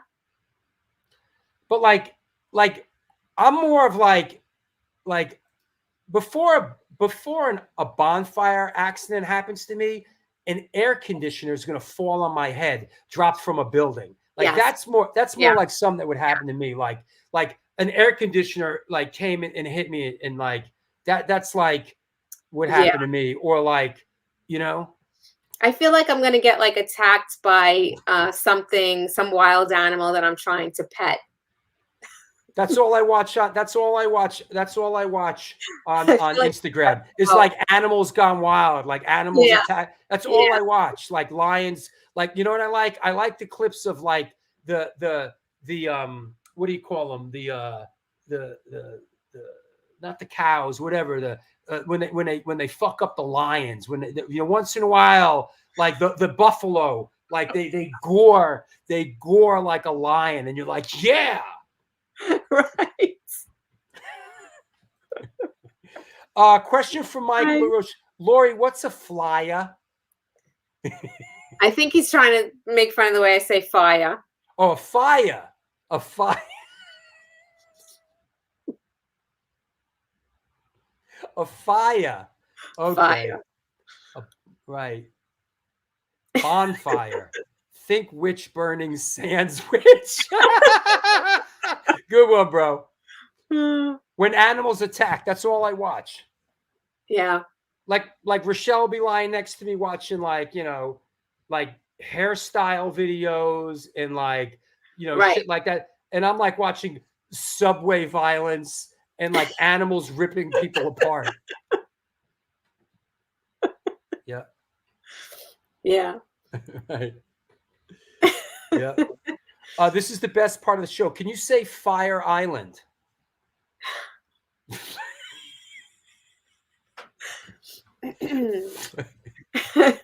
Fire Islands. Woo. All right. All right. You know what? At least here's another show from Bill O'Leary. Another shot that we didn't get to show of our guest today, wearing a Misfits shirt, which is probably a vintage Misfits shirt, because this shot is from 1985, and that bass, kind of cool. So that's it. All right. I think I kind of mentioned everything else. Danny Lilker, 21st birthday, October 18th, 1985. Rising Sun in Yonkers. SOD Overkill. Was SOD around in 85? SOD? Yeah, in 1985. When did that record come out? I think it was 85, 86. Yeah, all right. Well, there you go. Yeah. And let me say who took this. This is Tim Moretti. I saw it on Facebook and I was talking to him, but this is from his personal collection. So, yeah, yes, okay. I guess the timeline makes sense that SOD was around. Yes, SOD played their handful of shows all in 85. Yeah, 85. Yeah. Okay. Well, there you go. All right. Oh. I saw SOD at the Ritz in 85 with Motorhead. Right. So there you go. Right. All right. Wow. All right. There you go. Thanks for the laughs. Yes. Thank you. Thank you, guys. Shout out. I'm going to give a shout out to Elisa. Oh, yeah. And listen, if you're going to laugh at Lori's accent, it's mandatory that you come to our art show on November 17th in Long Island. Yes. Schlep out there. Michelle says, poor Lori, blame Lenny. Lenny started it. Lenny did start it. Yes. All right. I'll talk to you later. All right. Bye. Woo. Listen. This is the only true currency we have in this miserable existence are these laughs and these good times, you know? So there you go. Thanks a lot, everybody. Great show. I really hope to see you upstate New York. We're dusting it off. We're playing we're playing Saturday at Queen's Pins in Middletown. We're playing Sunday with Winterwolf, etc. at the Bowery Electric. I will be back here for a Rare Wednesday show this Wednesday. So there you go. Thank you, Mad Catter. Thank you, everybody. Mad love. Thank you all. 3-hour show. Wow, it's been a while. It's been a while. But I knew I had a good feeling about today. I knew. See you in Connecticut. Thanks, Gajewski. We'll see you in Connecticut. Thanks a lot, everybody. Listen, time is short. You know, tell your loved ones that you love them. Don't miss out on the opportunity. Till next time, do good things, and good things will come to you.